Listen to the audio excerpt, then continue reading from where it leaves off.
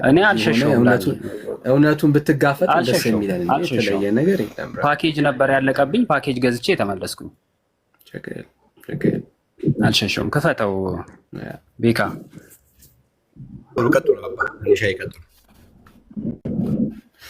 እሺ ቤካ እሺ። እንደ አንድ ኦርቶዶክሳዊ ፌና ሚዩት ታደርጊያለሽ ወይ ታደርጋለህ? እሺ ቅድም ምን ስትል ነበረ? ቤተክርስቲያን የቤተክርስቲያንን ጉባኤቶች ስትጠቅስ ነበርና በየትኛው ጉባኤ ነው ገድላትና ተአምራትን በተመለከተ ጉባኤ የተቀመጡት? እኔ ገድላት ተአምራት በተመለከተ ጉባኤ ተቀምጧል አላልኩም። ቅድም ላሳይ ምናምን እያልክ ስትፎክረው የነበረው ታዲያ ምንድን ነው? ምንም ላሳይም አላልኩም። አልሰማ እሱ ነው ላሳይ እያለ የፎከረ። እኔ ያልኩት ቤተክርስቲያን ገድላትና እኛ በጉባኤ ነው የምንመራው ምናምን እያልክ ጓስትራ ነበር። አዎ በጉባኤ ነው የምንመራው። ቤተክርስቲያን ማለት ጉባኤ ማለት ነው። የትኛው ጉባኤ ላይ ነው ቤተክርስቲያን ለምሳሌ ተአምራትን ለማትቀበል የተናገረችበት? እኮ ለምን እንትን እንደምትሉ ነገርኩህ እኮ። ገድላት እና ድርሳናትን እንትናን ገድለ ተክለ ሃይማኖትን እያለች ልትናገር አይጠበቅባት። አልተናገረችም ቤተክርስቲያን። እምነቷን ግን አስቀምጣለች ቤተክርስቲያን ነው እያልኩ ያለሁት። አለቀ። ስለ ገድላት እምነቷን ያስቀምጠችበትን ጉባኤ ንገረኝ። ስለ ገድላት አይደለም፣ ስለ መሰረቷ። ገድላት ተጨማሪ መጽሐፍት ናቸው ብያለሁ እኮ። ምንም ስለ ገድላት ጉባኤ መቀመጥም ገድላት ተጨማሪ መጽሐፍት ናቸው ብላ በጉባኤ ያስቀምጠችበትን ፖይንት አለ። ለምንድን ነው ለዛ እንደዛ ብላ ጉባኤ የምትቀመጠው ቤተክርስቲያን? ሁለተኛ ተሳስተ ስትጠየቅ ጉባኤ ጋር ሄደህ እንዳትደበቅ። እሺ ለምን እንደምትደበቀው? አልደበቅም። በቃ እንዳትደበቅ ነው። ሌላ ጊዜ ለመደበቅ እንዳትሞክር። አይደለም በቃ ብራዘር እንዳትደበቅ ነው ዋናው። መደበቅን ለህዝብ ማሳየት ነው። መደበቅ እንደማትችል አልተደበቅኩም። በቃ እንዳይለምድብን። እሺ ቤተክርስቲያንህ ገድላትና ተአምራትን ያልተቀበለ ሰው ኦርቶዶክስ መሆን ይችላል? ለምሳሌ ተአምረ ማርያምን ያልተቀበለ ሰው ኦርቶዶክስ መሆን ይችላል? ይችላል። ማስረጃ ስጠኝ። ምን አይነት ማስረጃ ልስጥህ? ገድላትና ተአምራትን ለምሳሌ ተአምረ ማርያምን ሳይቀበል ኦርቶዶክስ መሆን እንደሚችል። እንግዲህ እኔ በተማርኩት ነገረ ድህነት ሰው ለመዳን ለመጨመር ስለተማርኩ ነው ማስረጃን የጠየቁ። ከኔ በላይ ማስረጃ የለም። ምን አይነት ማስረጃ ነው የፈለገው? መጽሐፍ ላሳይ? ዶክመንት? አንተ ማስረጃ አይደለም። ማስረጃ አይደለም። ተአምረ ማርያምን ያልተቀበለ ሰው አይድንም ምናምን የሚል ማስረጃ ነው የፈለገው ነው ወይስ? ማስረጃ አንጣ ብራዘር። አዎ ብለሃል ላልከው ንግግር ማስረጃ አንጣ። አይደል እንትን አታርገው ጥያቄው ነው። ገድላትና ተአምራትን ባትቀበሉም ኦርቶዶክስ ሆናችሁ መቀጠል ትችላላችሁ ያለችበት ማስረጃ አንጣ። እኔ ግን እንደማትችል ማስረጃ አለኝ፣ ያሳያል። አታመጣም። እሱ ማስረጃ አንተ የምታመጣው ማስረጃ እንዳልሆነ ደግሞ እኔ እነግርሃለሁ። ማስረጃ ወዳጄ አሁን አንተ አንጣና ከዛ ችግር የለም። ከዛ የኔን ደግሞ እናመጣው። አትሊስት እኮ ያመጣ ሰው ይሻላል ከማያመጣ ሰው። ማስረጃ አንጣ። ነገርኩህ እኮ ሰው ወደ ቤተክርስቲያን ለመጨመር በአምስቱ ሃይማኖት ምስጢር ማመን አለበት። አለበት። ይሄ ነው ቤተክርስቲያን እንደዚህ ያለችበትን ማስረጃ አንጣ። ይሄ ነው ቤተክርስቲያን ትምህርት እኮ። አንተ ማስረጃ አንጣ። ውሸት ነው። ማስረጃ አንጣ። ምን አይነት ማስረጃ ነው? ዶክመንት ነው የፈለከው? ወዳጄ ዶክመንት ነው የምናወራው። ማስረጃ ማለት እኮ ዶክመንት ነው ወዳጄ። እኔ ብያለሁ አይሰራም ብራዘር። ማስረጃ አንጣ። አሁን ማሳይበት ቦታ ላይ አይደለም ያለሁት። ሌሊት ስለሆነ ሌሊት ስለሆነ አይደለም ስለሌለ ነው የምታወራው አይደለም። በደንብ አለ። ይሄው ደግሜ ነገር ይሄው እድል ሰጣለሁ። ቤተክርስቲያን እንዲህ ብላ ያመጣችበት አንድ አለኝ የምትል ቀን ቤት በከፈትን ይዘና ይሄንን እድል የምሰጠው ይሄንን የምሰጠው እድል ለምንድን ነው? እሱ ቤተክርስቲያን ስለሌላት ማለት ነው። ስለሌላት በደንብ አላት። ኖሯት አያውቅም ቤተክርስቲያን። ኧረ እባክህ አንተ እኔ አመጣዋለሁ። መጽሐፉን ንገረን። ችግር የለውም። መጽሐፉን ንገረን። ችግር የለም። አመጣልሃለሁ። አለኝ የምትለውን አታምጣው። መጽሐፉን ርዕሱን ንገረን። ምን መጽሐፍ ላይ? ምን አይነት መጽሐፍ? መጽሐፍ ቅዱስ እኮ በቃ በቂ እኮ ነው። ምንድን ነው የፈለግከው? ብራዘር አይዞህ ብራዘር፣ መጽሐፍ ቅዱስ ብቻ በቂ ማለት ምንድን ነው? የተጠየቀው ጥያቄ የምስቅበትን በደንብ ስማ፣ አብረን እንድንስቅ ማለት ነው። የተጠየቀው ጥያቄ ቤተክርስቲያን ዶግማዬ እኚኝ ናቸው ብላ ዘርዝራ ያስቀመጠችበትና ገድላትና ተአምራትን ያነበበ ያልተቀበለ ሰው ችግር የለም ኦርቶዶክስ ሆኖ ይቀጥላል ያለችበትን ማለት ነው። በመሰረት እኮ ነገርኩ፣ አስቀድሜ ነገርኩ። ጉባኤ ላይ ተወስኗል። ሰው ምን ማመን እንዳለበት የተወሰነበትን ጉባኤ አንጣ። የተወሰነበትን ጉባኤ ኒቅያን መክፈት ትችላለህ። አንጣ፣ ግለጠው። ይኸው በትልቁ እኔ ለመክፈት የሚመች ቦታ አይደለሁም ማለት እኮ ክፈት። ይኸው ጉባኤ አንጣ፣ ችግር የለም። ጉባኤ አፍጥን፣ ጉባኤውን አንጣ። የሌለ ነገር የሰማኝ አይደል? ዘመን አልጨርስም። በጨረሰ ነገር በሌለ ነገር ጊዜ አልፈጅም። ብራዘር ግለጠውና አሳየን። ለመክፈት የሚመች ቦታ አይደል? የኒቅያን ጉባኤ ታውቀዋለህ ዳኒ? ወዳጅ አንጣው እኮ አልኩ። ይኸው ይዘና አታውቀውም? የኒቅያን ጉባኤ እኔ አላውቀውም። በቃ ለዛ ነው። አየህ፣ ለዛ ነው። በቃ ለዛ ነው። ስለ መደበቂያ ስለሆነ ማለት ነው። አየህ፣ ጉባኤ የሚገኝ ማለት ቀደም ግን ቀደም ምን ሲል ነበረ? ጉባኤን እንደሚገልጥ ሰው አንዴ አውቀህ ነው የምትመው። አንዴ ብራዘር፣ አንዴ ቀደም ምን አክት ሲያደርግ ነበረ? ጉባኤን እንደሚገልጥ ሰው ማለት ነው።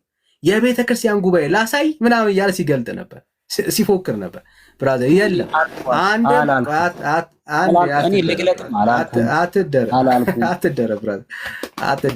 አትደረ። ይኸው ደግሜ እነግርሃለሁ። አንድም ጉባኤ ቤተ ክርስቲያን ይሄንን ነው ማምነው ብላ አሁንም የዘረዘርካቸውን ነገሮች ዘርዝራ ገድላትና ታምራትን አልቀበልም ያለችበት ጉባኤ የለም። ይኸው ይህንን ሪከርድ አድርገው ካለ ታሳየኛለህ ማለት ነው፣ ቪዲዮ ሰርተ ብራዘር። አንድም ጉባኤ ማለት ነው አልቀበልም ያለችበት አለ አላልኩም። እኔም ይኸውልህ አሁን ራስህ እንትን ትሰራለህ። በቃ አሁን ትሰራለህ።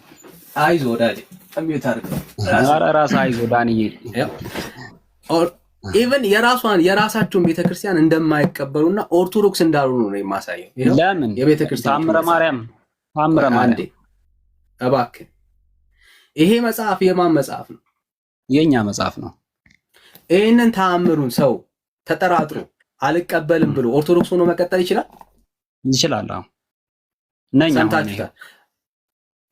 እሺ ማስረጃ አንጣ። እንደዚህ ለመቀጠል ማስረጃ አንጣ አትበለኝ። ማስረጃ አንጣ የሚባለው በአስተምህሮ ላይ ነው። ማስረጃ አንጣ አትበለኝ ይላል ብራዘር። ሶ ፉከራ ላውራ ነው የሚለው ለፎክር። አንዴ ቤትህን ከፍተህማ የምትፎክረው አንተ ነህ። ገድልና ድርሳን ይዘህ ቤትህን ከፍተህ የምትፎክረው አንተ ነህ። ጀግና የሆነ ሰው መጽሐፍ ቅዱስን ገብተህ መች ለውጥ አመጣ? ገብተህ እኮ መች ለውጥ አመጣ ብራዘር?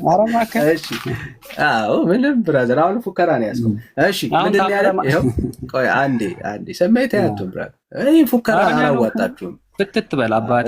እኔ ምንም ስሜታዊ አልሆንም። ጥሩ ያው እኔ ግን ገልጬ አንድ ኦርቶዶክሳዊ ተአምሩን እና ገድላቱን አለመቀበል እንደማይችል ላሳያችሁ። እሱ ግን ማስረጃ የለውም። እኔ ግን ማስረጃ አለኝ። ይኸው የቤተ ክርስቲያኒቷ ትምህርት ነው። ኦርቶዶክስ ሆኖ መቀጠል እንደማይችል ይህንን ተአምር ተጠራጥሮ እኔ በማስረጃ አወራለሁ።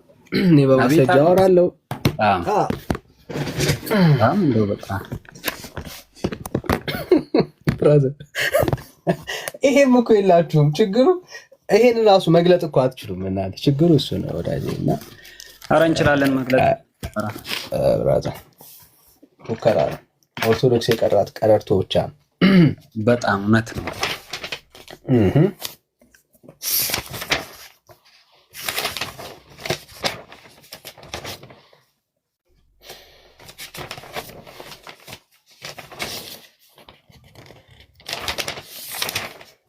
ይስሐቅ ብራዘር ኮሜንት ላይ እንትን የምትለው ወይ ውጣና እናውራ ላይ ምንድን ነው? ምን አድርግ ትለኛለህ? ኮሜንት ላይ አባቴ በመጽሐፍ ቅዱስ ማውራት ከቻልክ ወደ ላይ ውጣና እናውራ።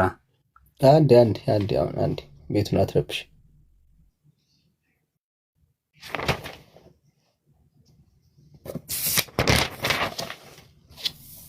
አሁን ለምን መጽሐፍ ቅዱስ አታወራም ዳኒ? እኔ እኮ ገድል ከምታገላ አይዞህ ብራዘር አይዞህ። ኢቨን ቤተክርስቲያናችሁ እንደማታውቁ አሳየት እኮ ነው አላማችን። እሱ እኮ ነው በጣም የእመቤታችንን ቃል ኪዳን ተአምሯን የሚንቁ ልክ እንደ ይልቃል አይነቱ ማለት ነው። የሚንቁ አልቀበልም ነው ያለው። ተአምሯን አለመቀበል እችላለሁ ነው ያለው። እሺ የሚንቁ የሚያቃልሉ ግን ይኸው የወልድ እግዚአብሔር ሰው መሆንን ከማመን የወጡ ናቸው። ብራዘር አሪዮስ ነው እያለች ነው ቤተክርስቲያን። ማንን? ይልቃልን። ከክርስቶስ ወገኖች ከምዕመናን ጋር አይቆጠሩም። ማን? ይልቃል። በጴጥሮስና በጳውሎስም በቃላቸው ስልጣን ፈጽሞ የተወገዙ የተለዩ የተረገሙ ናቸው እንጂ ማን ይልቃል? ተአምሯን አልቀበልም ማለት አይችልም። ይሄው የቤተ ክርስቲያኒቷ መጽሐፍ በዶክመንት ነው የምናወራው። አባ ሚካኤል አባ ገብርኤል በምንባል በእኛ በቃላችንም ስልጣን ፈጽመን የተወገዙ የተለዩ ይሁኑ፣ እኛም የነሱን ስልጣንን ይዘናልና ወልድ በጌትነቱ እስኪመጣ ለዘላለሙ በእውነት እመቤታችን በዓሏን እንደ እሁድ ሰንበት የማያከብረውን እንደ እሁድ ሰንበት የማያከብረውን ስለዚህ በማይፈታ በጽኑ ስልጣን ፈጽመን አወገዝን። አሁን እዚህ መጡና እኛ ኦርቶዶክሳውያን ተአምሩን አለመቀበል እንችላለን ይላል። ውሸት። ማስረጃ አለ? አይ ዛሬ የሚመች ቦታ አይደለም ለማስረጃ፣ ሌላ ቀን አቀርባለሁ። መቼም ቢሆን ማስረጃ አያቀርቡም። ቤተ ክርስቲያኒቷ ውስጥ ተአምሩና ገድላቱን ሳይቀበል አንድ ኦርቶዶክሳዊ ኦርቶዶክስ መሆን አይችልም። ብራዘር የማርያምን ተአምሮና ቃል ኪዳኗን ይህንን የምትጠራጠር የማታምን ከሆነ አንተ ተወግዘሃል ወዳጄ። ቤተክርስቲያን አስተምሮ መሆኑን ተናገር በእናትህ። አሁን ዝም ብለህ ፖለቲካ አትስራ። እኔ እኮ አሁን ምንድን ነው እያስተማርክ ያለው? አሁን ይሄ የቤተክርስቲያን አስተምሮ ነው የሚለው ነገር ማን ያዘጋጀው? የቤተክርስቲያን እንግዲህ የሙስሊሞች አስተምሮ ነው እያለን ያለው ማን ያዘጋጀላ? አየህ፣ ይሄ ነው ችግር። አስተምሮና ለይተህ አትደረብ ብራዘር፣ አትደረብ። ማስረጃ አለ ካለ አንተ ትገልጣለህ። እኔ ይሄው ማስረጃ ነው የምገልጠው። ይሄ መጽሐፍ ሲታተም አሳታሚው ማን ነው? የኢትዮጵያ ኦርቶዶክስ ቤተክርስቲያን መጽሐፍ ማተሚያ የራሷ የቤተክርስቲያኒቷ ድርጅት በትንሣኤ ዘጉባኤ የታተመ። ይሄ መጽሐፍ ሲታተም ማን ያጸደቀው? ይኸው እኚህ ማለት የቤተክርስቲያኒቷ መሪ ናቸው። እኛ አባት የተወደዱ የተከበሩ የቤተክርስቲያን መሪ ናቸው። እኛ አባት ያመኑበት መጽሐፍ ነው። ከእሳቸውን በፊት የነበረ እሳቸው ተቀብለው ያስተላለፉት አለቀ። ይሄ የቤተክርስቲያኒቷ እምነት አይደለም ወይ? ነው። አይ አይደለም፣ እኔ ይህንን ተአምር ሳልቀበል ኦርቶዶክስ ሆኜ መኖር እችላለሁ የምትል ከሆነ ማስረጃ አምጣ። የለህም። ይሄውን ያሳየው ማስረጃ እንደማትችል አሳየው። ትወጣለህ። ቀስ ብለህ አውራ፣ ቀስ ብለህ አውራ ብራዘር። ምንም ረጋ ብዬ ነው የማወራው። ለአንተ ስሜት የመሆን አይጠበቅብኝም ብራዘር። ሁለተኛ ተሳስተ ተአምሯን ሳልቀበል ምናምን ኦርቶዶክስ ሆኜ መኖር እችላለሁ እንዳትል አትችልም። ኦርቶዶክስ አይደለም። አሁን አንተ ጨረስክ? ማስረጃ ስለሌለ ጨረስኩት። በቃ ምን ማስረጃ ስለሌለ በቃ አለፍ ነው። ወደ ሌላ ሀሳብ ገባ። እሺ መልካም። እሺ በመጽሐፍ ቅዱስ ማውራት እንችላለን። አሁን ፈቃድህን ብቻ ነው የምጠይቀው። ካልቻልክ እወጣለሁ። ኧረ ጴንጤ አይደለን እንዴ? እሺ ቁርባን እያነሳን ነበር ቅድም። ኮመንት ስጽፍ አይቻልም። ምን ብዬ በቁርባን ላይ ቃሉን አታጣም ነው ምናምን እንደዚህ አይነት ኮመንቶች ስጽፍ ነበር። አልጻፍኩም። ቀጥል፣ ችግር የለውም። እኔ አልጻፍኩም። ቅድም ያላልኩትን አልካልክ፣ አሁንም ያልጻፍኩትን ጽፈሃል እያልክ ነው። እሺ አላልክም። እሺ ካላልክማ ጥሩ ምንድን ነው የምጠይቀኝ? እሺ ለምን ነው የምትቆርበው? ለምን ነው የምትቆርበው? ላዙሯ መቁረብ ማለት ካሜራዬን ላዙሯ። ለምን ነው የምትቆርበው?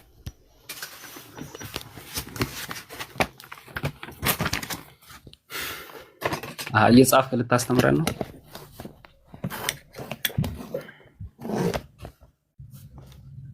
የዘላለም ሕይወት ለማግኘት ነው ቆርቦማ።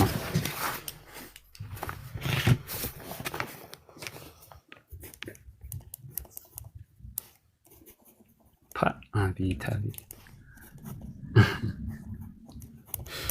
እሺ ለማግኘት ነው። እሺ ጥሩ። የምትቆርበው የዘላለም ሕይወት ለማግኘት ነው። እሺ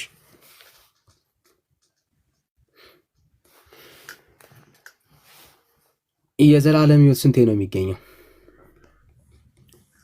የዘላለም ሕይወት በጌታ በኢየሱስ ክርስቶስ በማመን ይገኛል። ከዛ በኋላ ግን እሱ ያዛቸውን ነገሮች በማድረግ ትፈጽመዋለህ። አለቀ። ደግሜ እጠይቃለሁ፣ የዘላለም ሕይወት ስንቴ ይገኛል? አንዴ ነው የምታገኘው። ካገኘው በኋላ ግን በዛ ልክ ካሌክ ታጣዋለህ። እሺ፣ የጠየቅኩ ስንቴ ነው የሚገኘው? አንዴ ነው የሚገኘው። እሺ፣ ይሄ ዘላለም ሕይወት ታጣዋለህ የሚለውን እንዳትረሳ፣ በኋላ እንትን እንዳትል። ይህንን የዘላለም ሕይወት የምታገኘው አንዴ ነው አልከኝ። እንዴት ነው የምታገኘው? ክርስቶስን በማመን።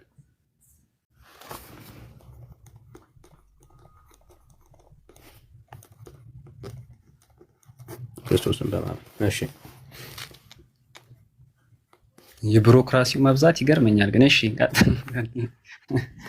በጣም ይገርማል። አይዞህ ብራት። እሺ፣ ክርስቶስን በማመን አንተ የዘላለም ሕይወት ያገኘው እንዴት ነው? በክርስቶስ አምኜ።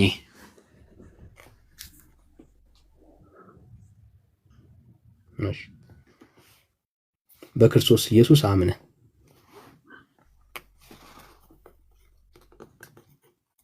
እሺ፣ አምኜ በመጠመቅ ማለት ነው። እምነት ብቻ አላልኩም አይደለም። በመጠመቅ የሚል ደምር ፕላስ መጠመቅ በለው እሱ ጋር።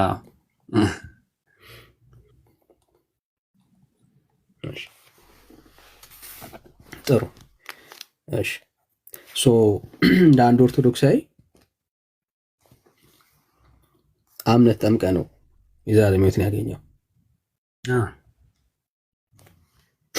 እሺ፣ እርግጠኛ ነህ? እንዴ ምን ያጠራጥረኛል? እሺ፣ በስንት ዓመት ነበረ ያመንከው?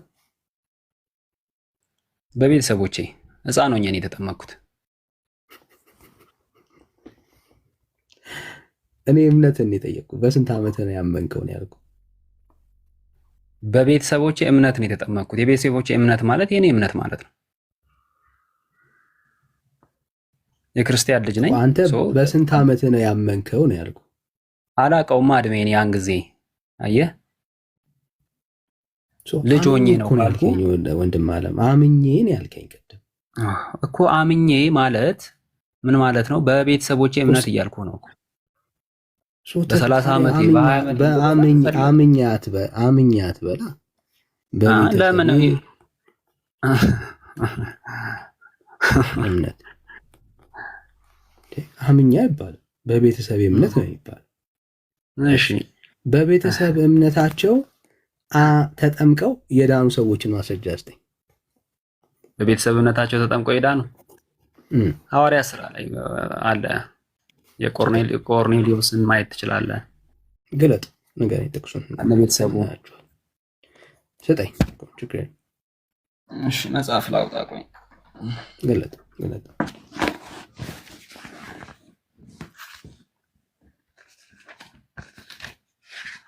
የሐዋርያት ሥራ ምዕራፍ 6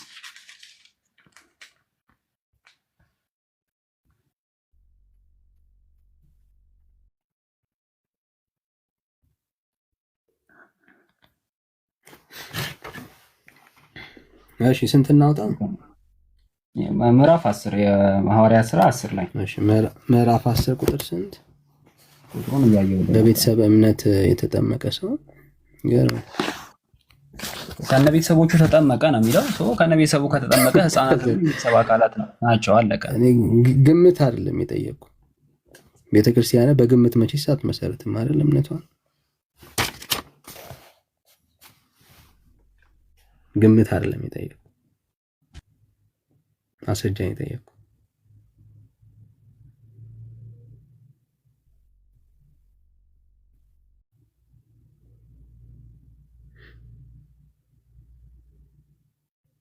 እየጠበቅን ነው።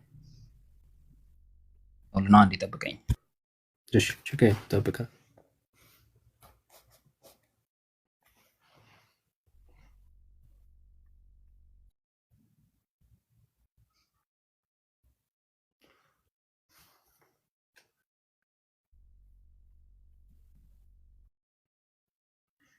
ጣለ ድረስ ቀጥል። እስከዛ ድረስ እኔ እያዳመጥኩ ላውጣ ዝም ከምትል። አረ ምንም አንተ አያሳስበኝ። እኛ ዝምታ አንተ ብቻ ጥቅሱ ያሳስበ ሌላው አያሳስብ አያሳስብ። እኛ ችግር የለም። ዳግሻ እንኳን ደህና መጣ። የሚመች ቦታ ላይ ካለ ሰላም ትንትሻል።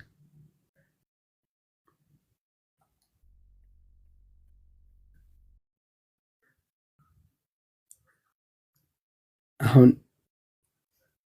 ግምት ሊነግረን ነው በእርግጠኝነት። አሁን በግምት ነው ቤተክርስቲያኒቷ ዶክትሪን የመሰረተችው ሊለን ነው የሚያሳየን። ምክንያቱም መጽሐፍ ቅዱስ ውስጥ በቤተሰቡ እምነት የተጠመቀ ሰው የለም። አንድም የመጽሐፍ ቅዱስ ጥቅስ በቤተሰብ እምነት የተጠመቀ ሰው የለም። ጌታም አላለም በቤተሰብ እምነት አጥምቁ አላለም።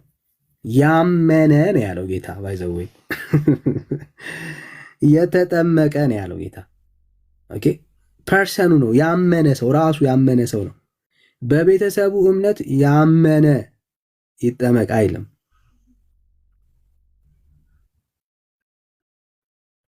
መጽሐፍ ቅዱስ ውስጥ የለም እና እየጠበቅን ያለ ነው በጉጉት ማለት ነው።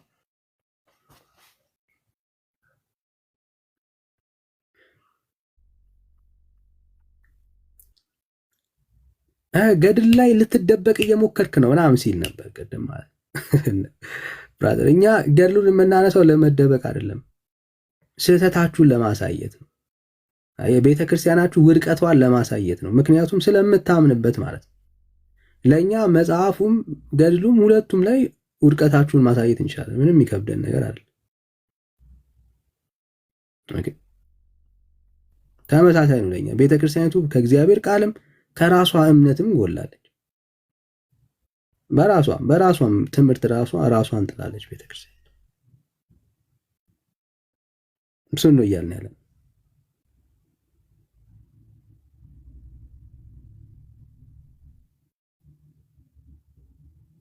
የትቢያችን ይልቃል ነው ይልቃል። እሺ ሌላ ኦርቶዶክሳዊ ካለ እንቀበል፣ ሌላ እንቀበል እና ፉከራችሁን በልክ አድርጉት ወገኖች። የምሬን ነው። ፉከራ ምናምን እሱ አሁን አይሰራም። ቆም ብላችሁ መጽሐፍ ቅዱስን ማንበብ ጀምሩ። የእግዚአብሔርን ቃል ማጥናት ጀምሩ። የእግዚአብሔርን ቃል አንብቡት። የአምላክን ቃል እሱን ነው ማየት ያለባችሁ። እሺ ፌና ሰላም፣ እንዴት ነሽ? ወይ እንዴት ነህ ፌና?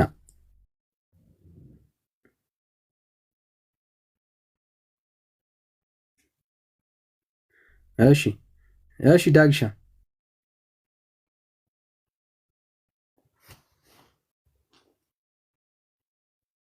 ሌላ ኦርቶዶክሳዊ ካለ እንቀበል። ሌላ ኦርቶዶክሳዊ ካለ ሌላ ኦርቶዶክሳዊ ካለ ሌላ ሰው ካለ አንድ ቁጥር ይጻፍልን።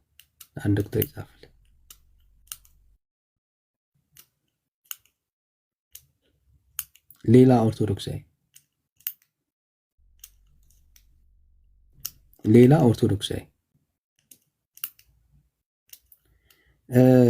ቤካዬ የተክልዬን ነው አሁን እንደ እንትን ማክበር ያለባቸው፣ እንደ ፋሲካ ማክበር ያለባቸው። ቅድም እሱን ስታነብን ድራይቭ እያረኩ ነበር እናሰማቸው ነበር። እንደዛ አልከን።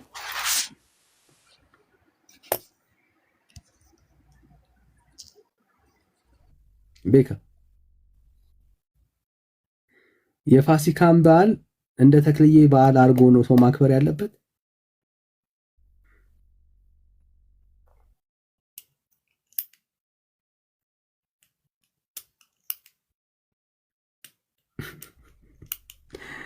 ሁለት ፋሲካ ነው የሚያከብሩት ማለት ነው። የተክለ ሃይማኖት ነው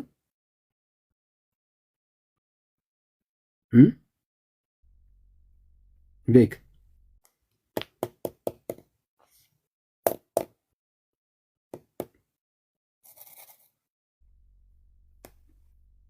ድርብ በዓል ነው በለኛ ፋሲካ። የተክለ ሃይማኖትንም የኢየሱስንም ነው የሁለቱንም ነው። ኦርቶዶክስ እሺ፣ ሌላ ኦርቶዶክስ ካለ እሺ እንቀበላለን። ሌላ ኦርቶዶክስ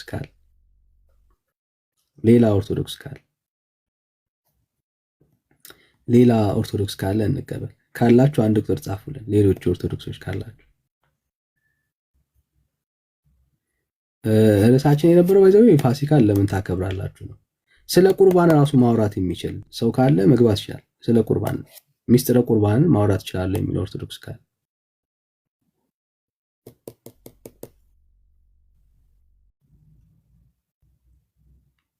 ሚስጥረ ቁርባን ላይ ማውራት የሚችል ኦርቶዶክስ ካለ መግባት ይችላል። ባይዘው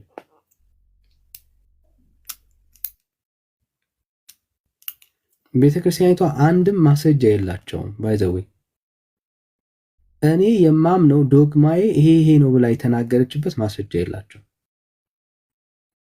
ነገረ ማርያም ለቤተክርስቲያኒቷ ዶግማ ነው።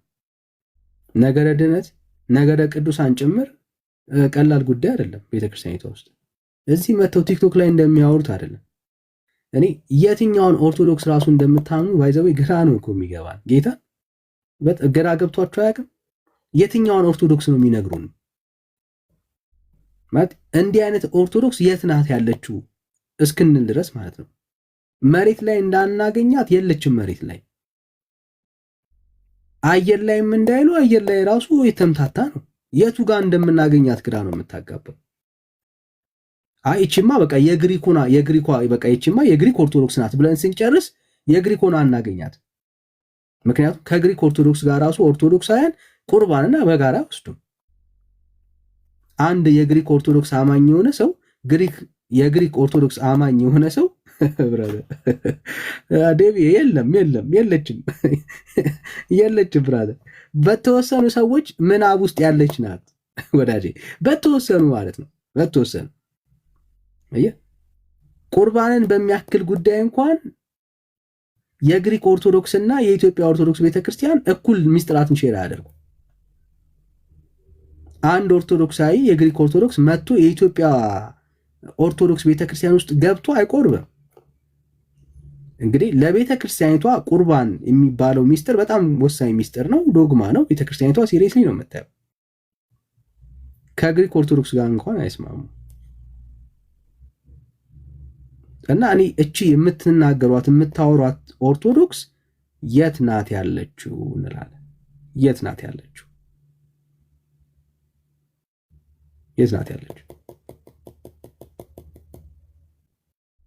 ታዲያ የገባ ሰው የለም፣ ማንም የለም። ካላችሁ ነው ጋይስ፣ ካላችሁ ነው። የለችም። አንድ እግዚአብሔርን የማመሰግንበት ጉዳይ ምንድነው? ብዙዎች ሳያውቁት እየታደሱ ነው ያሉት። ክብር ለጌታ ይሁን። ብዙዎች ሳያውቁት የታድሶ መንፈስ በህይወታቸው ውስጥ እየታየ ነው ያለው። ለምሳሌ ቅድም የገባውን ወንድም ሰምታችሁታል። እኔ ተአምረ ማርያምን አልቀበልም ማለት ታጾ እያልን እኮ ያለነው ይህንን እኮ ብራዘር፣ ጌታን እኮ የምናመሰግንበት ምክንያት እኮ ነው እያወራን ያለ ነው። አየህ፣ ገድላትና ተአምራትን አትቀበሉ ሲኦል ይዘዋችሁ ይሄዳሉ ነው እኮ የምንለው።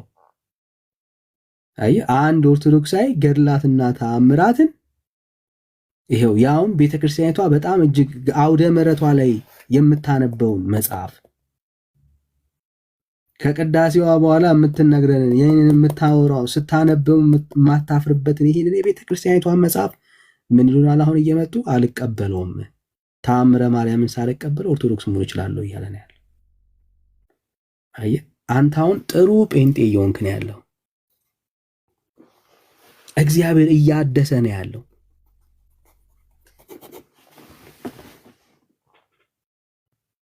ጌታ እያደሰ ነው ያለው። ክብር ለእግዚአብሔር። ታድሶ ጀምሯል በአንተ ውስጥ። አየህ፣ እነኝን የተረት ናቸው ማለት ስትጀምር ስታፍርባቸው፣ ክብር ለጌታ ይሁን። እግዚአብሔር እያደሰ ነው ያለው። እነኚህ ትምህርቶች ናቸው ክርስቶስ ኢየሱስን አዚም ሆነውብህ ያደበዘዙብህ፣ ከልብ ላይ ኢየሱስን ያጠፉባት እነኚህ ትምህርቶች ናቸው ለቤተ ክርስቲያኒቱ። ገድላትና ተአምራት፣ ድርሳናት ለቤተ ክርስቲያኒቱ አዚም ትምህርቶች ናቸው። ኢየሱስ ክርስቶስን ምን አድርገዋል? ከሰው ልብ ውስጥ፣ ከአገልጋይ ልብ ውስጥ፣ ከቤተ ክርስቲያኒቷ ውስጥ አደብዝዘው አጥፍተውታል።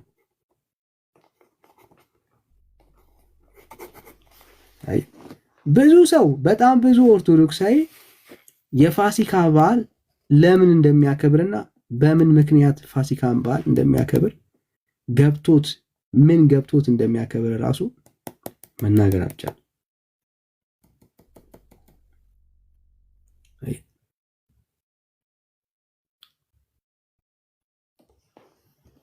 ወዳጆች የምሬን ነው የምለው፣ በደንብ በማስተዋል ስሙን። ከልባችን ነው እየነገርናችሁ ያለ ነው። ማስቀደስና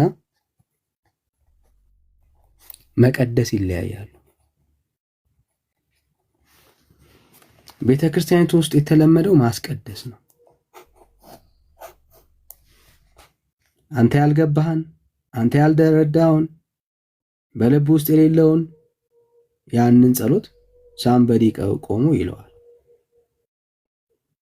ብራዘር ከዚህ ህይወት ወስታችሁ ራሳችሁ ወደ መቀደስ ግቡ። በቀደም አንዱ ገብቶ እሺ ቅዳሴውን ንገረው ስለ አይን ያላቀውም በግዕዝ ነው አለ። ሰምታችሁት? በግዕዝ ነው አለ። እንዴ ብራዘር የማታቀውን በማይገባ በልሳን እንዴት ነው ወዳጄ? በቃ ልሳንም ከሆነ እኮ መተርጎም አለበት። በጉባኤ መሃል የሚወራ ልሳን ከሆነ ካለዛ ምንም አይጠቅምህም። በግዕዝ የምታስቀድስ ከሆነ ወንድም አለም አንተ ግዕዙን ሳታቅ ሳይገባ የምታስቀድሰው ከሆነ ለአንተ አይጠቅምህም።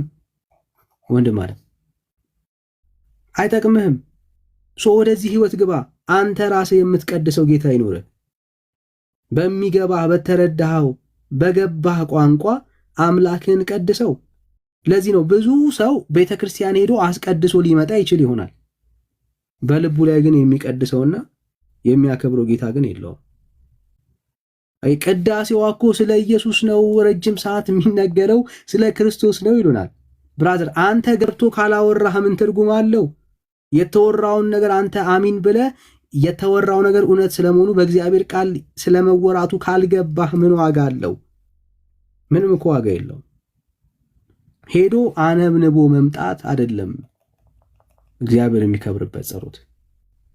አየህ ጸሎት ከልብህ የሆነ ካንተ የሚመነጭ የፍቅር ከልብህ የሆነ የገባህ የተረዳኸው አምላክን የምታወራበት ቋንቋ ነው። አንተ አምላክን ገብቶ ካላወራኸው፣ ካላዋራኸው፣ ካላከበርከው ሳምበዲ አንተ በማይገባህ ቋንቋ እግዚአብሔርን ስላከበረ አንተ አክብረከዋል፣ ቀድሰኸዋል ማለት አይደለም ወንድም አለ። ስለዚህ በማይገባ ቋንቋ አስቀድሰ እግዚአብሔርን ቀደስኩት ማለት አትችልም።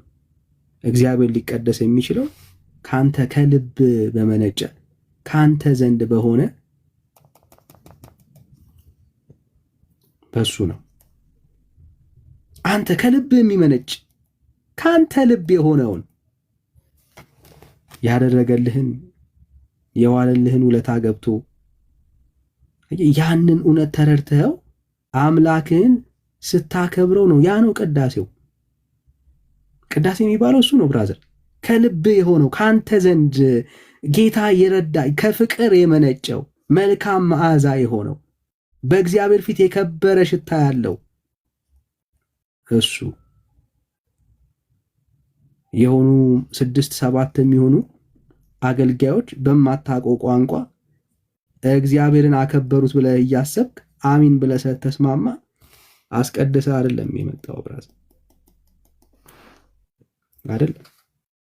እና ወደዚህ ክብር ቤተክርስቲያኒቷ መመለስ አለበት። ትውልዱ ራሱ የሚቀድሰው አምላክ ሊኖረው ይገባል። ሊባርከው የሚገባ አምላክ ያስፈልገዋል። ከልብህ የገባህና የተረዳህን ጌታ የምትባረክበት የራስህ ቋንቋ that's ክርስትና brother። ይሄ ነው ክርስትና፣ መጋረጃ የሌለበት አባ አባ ብለህ ራስህ የምትጮህበት። አይ አምላክህን በሳምበዲ በኩል የምታገኝበት ህይወት አይደል። አንተ ራስህ አባቴ እያልክ የምታከብርበት ህይወት፣ ወዳጄ እያልክ ጌታዬ እያልክ አንተ ራስህ የምታከብርበት ህይወት ነው የሚያስፈልገው። አሁንም ቤተክርስቲያኒቷ ህዝቡን በመጋረጃ ጀርባ ይዘዋለች። እግዚአብሔር ለብዙ ትውልድ ሩቅ ነው። ለብዙ ትውልድ ማለት ጌታ ሩቅ ነው እና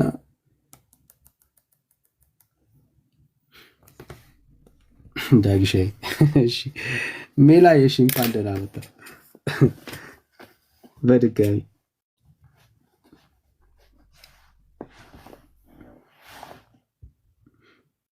እንኳን ደህና ቆያችሁኝ። እንዴት ናችሁ?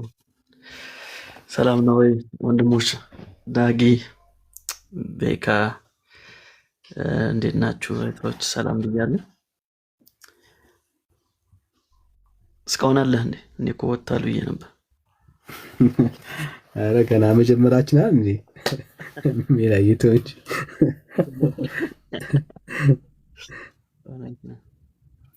የሚገርመው ዛሬ እኮ ደሞ ማውራት የነበረብን ስለ መጽሐፈ ዶሮ ነበር። ዛሬ እኮ ነው መጽሐፈ ዶሮ የሚነበበው። ሐሙስ ነው አይደል? አሁን ቀን ላይ እንደዛ እየሰማው ነበር። እና አለ መጽሐፈ ዶሮ የሚገርም መጽሐፈ ዶሮ ግብረ ሕማማቱ ላይ ነው ያለውና እሱ ደግሞ እዛ ነው ያለው። ግን ባይሆን መጽሐፈ ዶሮ አንድ ቪዲዮ ላሳያችሁ እችላለሁ። እስቲ እንኮምኩማ ትንሽ እሺ ተነሽኝ እስቲ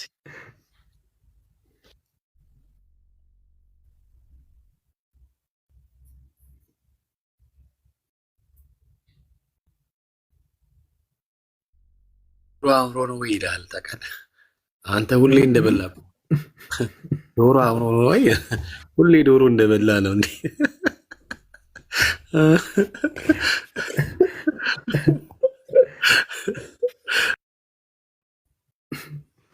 ማን እኔ ነው እንዴ? ሜላዬ ከዚህ እኮ ዶሮ አምሮ ነው ወይ ብሎ ይጠይቃል። አንተ ነው የሚጠይቀው። ዶሮ አልበላም። ጌታን በል አትበላም ማለት ጴጥሮስ እንዳትበላ ነው በሰት ጴጥሮስ እንዳትበላ እሱንማ ቀሲስ ናቸው ያሉ ተሳቀቅኳሉ። ካሁን ጴጥሮስ እንደለው ተሳቀቅኳሉ። እኔ እንኳን አልወድም ዶሮ ለሚበሉ እንግዲህ ለእናንተ እስቲ እንስማው ሰውየውን ምን እንደሚሉ ስለ መጽሐፈ ዶሮ።